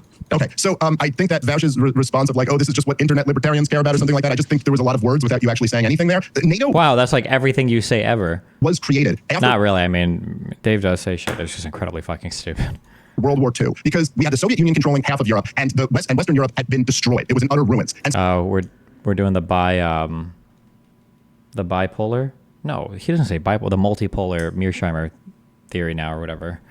So we felt like we had to subsidize the defense of Western Europe to make sure that this very clearly expansionist power of the Soviet Union didn't expand into Western Europe. At this point today, Western Europe is rich, and we are $34 trillion in debt. It makes absolutely no sense. And by the way, the Soviet Union doesn't exist anymore. There is no reason for NATO to exist. There's no reason for the US to be a part of it. The former president of the United That's crazy. Why does Finland disagree with you? Why does Sweden disagree? Why are other people who, you know, I bet there are some countries who are feeling real good about being in NATO right about now. An expansionist power doesn't exist? What happened in Georgia? What happened in Moldova? What's happening right now in Ukraine? What are you talking about? States of America. And the current frontrunner to be president of the United States of America again has made this point many, many times. This is not just something for internet libertarians to be interested in. This is something that should be a serious conversation amongst the American people. And by the way, during the fall, when the Soviet Union collapsed, there were many of the wisest graybeards in the American security establishment who felt the same way, who felt that, okay, the mission of NATO is over. Anyway, your next point, again, this is just an empty argument. You could say this about any peace deal. Well, what if war breaks out again? Well, okay, but if your worst case scenario is war breaks out, your solution is to continue supporting the war? We want to continue? Yes. That's the whole point of deterrence. If war breaks out, what happens if somebody tries to do something? Then they get fucking obliterated. Yes, that's the whole point of deterrence. There should be, that's the whole, you brought up the term moral hazard earlier. This is the whole point. People shouldn't be allowed to operate with impunity like this. There should be severe consequences if you fuck around. The war because we're afraid of war. Listen, if we actually, as I just mentioned, which is a serious proposal, we have the ultimate chip here. We have the chip that could allow Vladimir Putin to claim, hey, I won. I stood, which is what you want in these situations. You want to let everyone save face. You want to allow the Ukrainians to say, hey, we fought and we kept this part of our territory. You want to allow the Russians to say, hey, we were pushed into this, but we were victorious. You want to let everybody save face and come up with some type of deal. And yes, Vaush, you can make the point that it's never 1,000,000% guaranteed that it'll hold and another war won't break out, but it's a hell of a lot more likely than continuing the war. So the point is you want to come up with a deal that's realistic, that could maybe hold. And I do think that America has all the leverage in the world to make that happen. And if I may, I'll just say that, like, no, the idea of holding out for a good peace, one that actually incentivizes both parties to keep their hands off, rather than just the first peace that comes up, that is a good instinct. The idea that there is no difference between a peace deal that immediately breaks down and, a war that continues until a good peace is found, there is a massive difference between these. Look at the multiple attempts at securing peace between the Ukrainians and the Russians over the 2014 invasion of the Donbass, right? Terms are set, conditions are then not met by either side, and then nothing changes, cementing a course of action that continued down 8 years until the proper invasion by Russia began. You need to find a good peace. I don't know where that path lies, which means that I don't have the convenient, simple answer of saying, what if we just divested, left NATO, and hope that Putin never invaded the remains of Ukraine again? I think that's a very easy thing to say. I think that it's good for getting a populist fervor. I think it sounds compelling. I think it would do nothing. I think it's a virtue signal. After all, America is in NATO as a formality. Like many nations that are in NATO don't even meet the required 2.5% GDP military expenditure that they need to be there. NATO is just a cementing of existing alliances. Do you think we still wouldn't go to war with the interests of, say, Britain or Germany or France? Of course we would, because we're still allies. NATO is just the framework built around it. The real, true underlying force, which is shared geopolitical interest, persists nonetheless. What would keep Putin from invading again? In my mind, it would be promises from the West, but not promises of divestment. We shouldn't just leave Ukraine weak and open to being invaded again, because again, if they just break the peace and conquer the rest of Ukraine after giving it a year or two to rearm on the Russian front, what do we get then? Well, obviously the Ukrainian people are conquered and they are subject to a great many, violences and humiliations. But in addition to that, of course, we continue to sort of throw fuel into the fire of an expansionist empire. Putin's intentions on this are not subtle. He was invoking the borders of the Russian Empire when he began the invasion of Ukraine. I do not think there's any reason to believe that he would be like sated after he made his way all the way over to Poland. What I want Did Vaush's Kino? We continue to sort of throw fuel into the fire of an expansionist empire. Putin's intentions on this are not subtle. He was invoking the borders of the Russian Empire when he began the invasion of Ukraine. I do not think there's any reason to believe that he would be like sated after he made his way all the way over to Poland. What I want is real reconciliation, not just between Ukraine and Russia, but the West and Russia.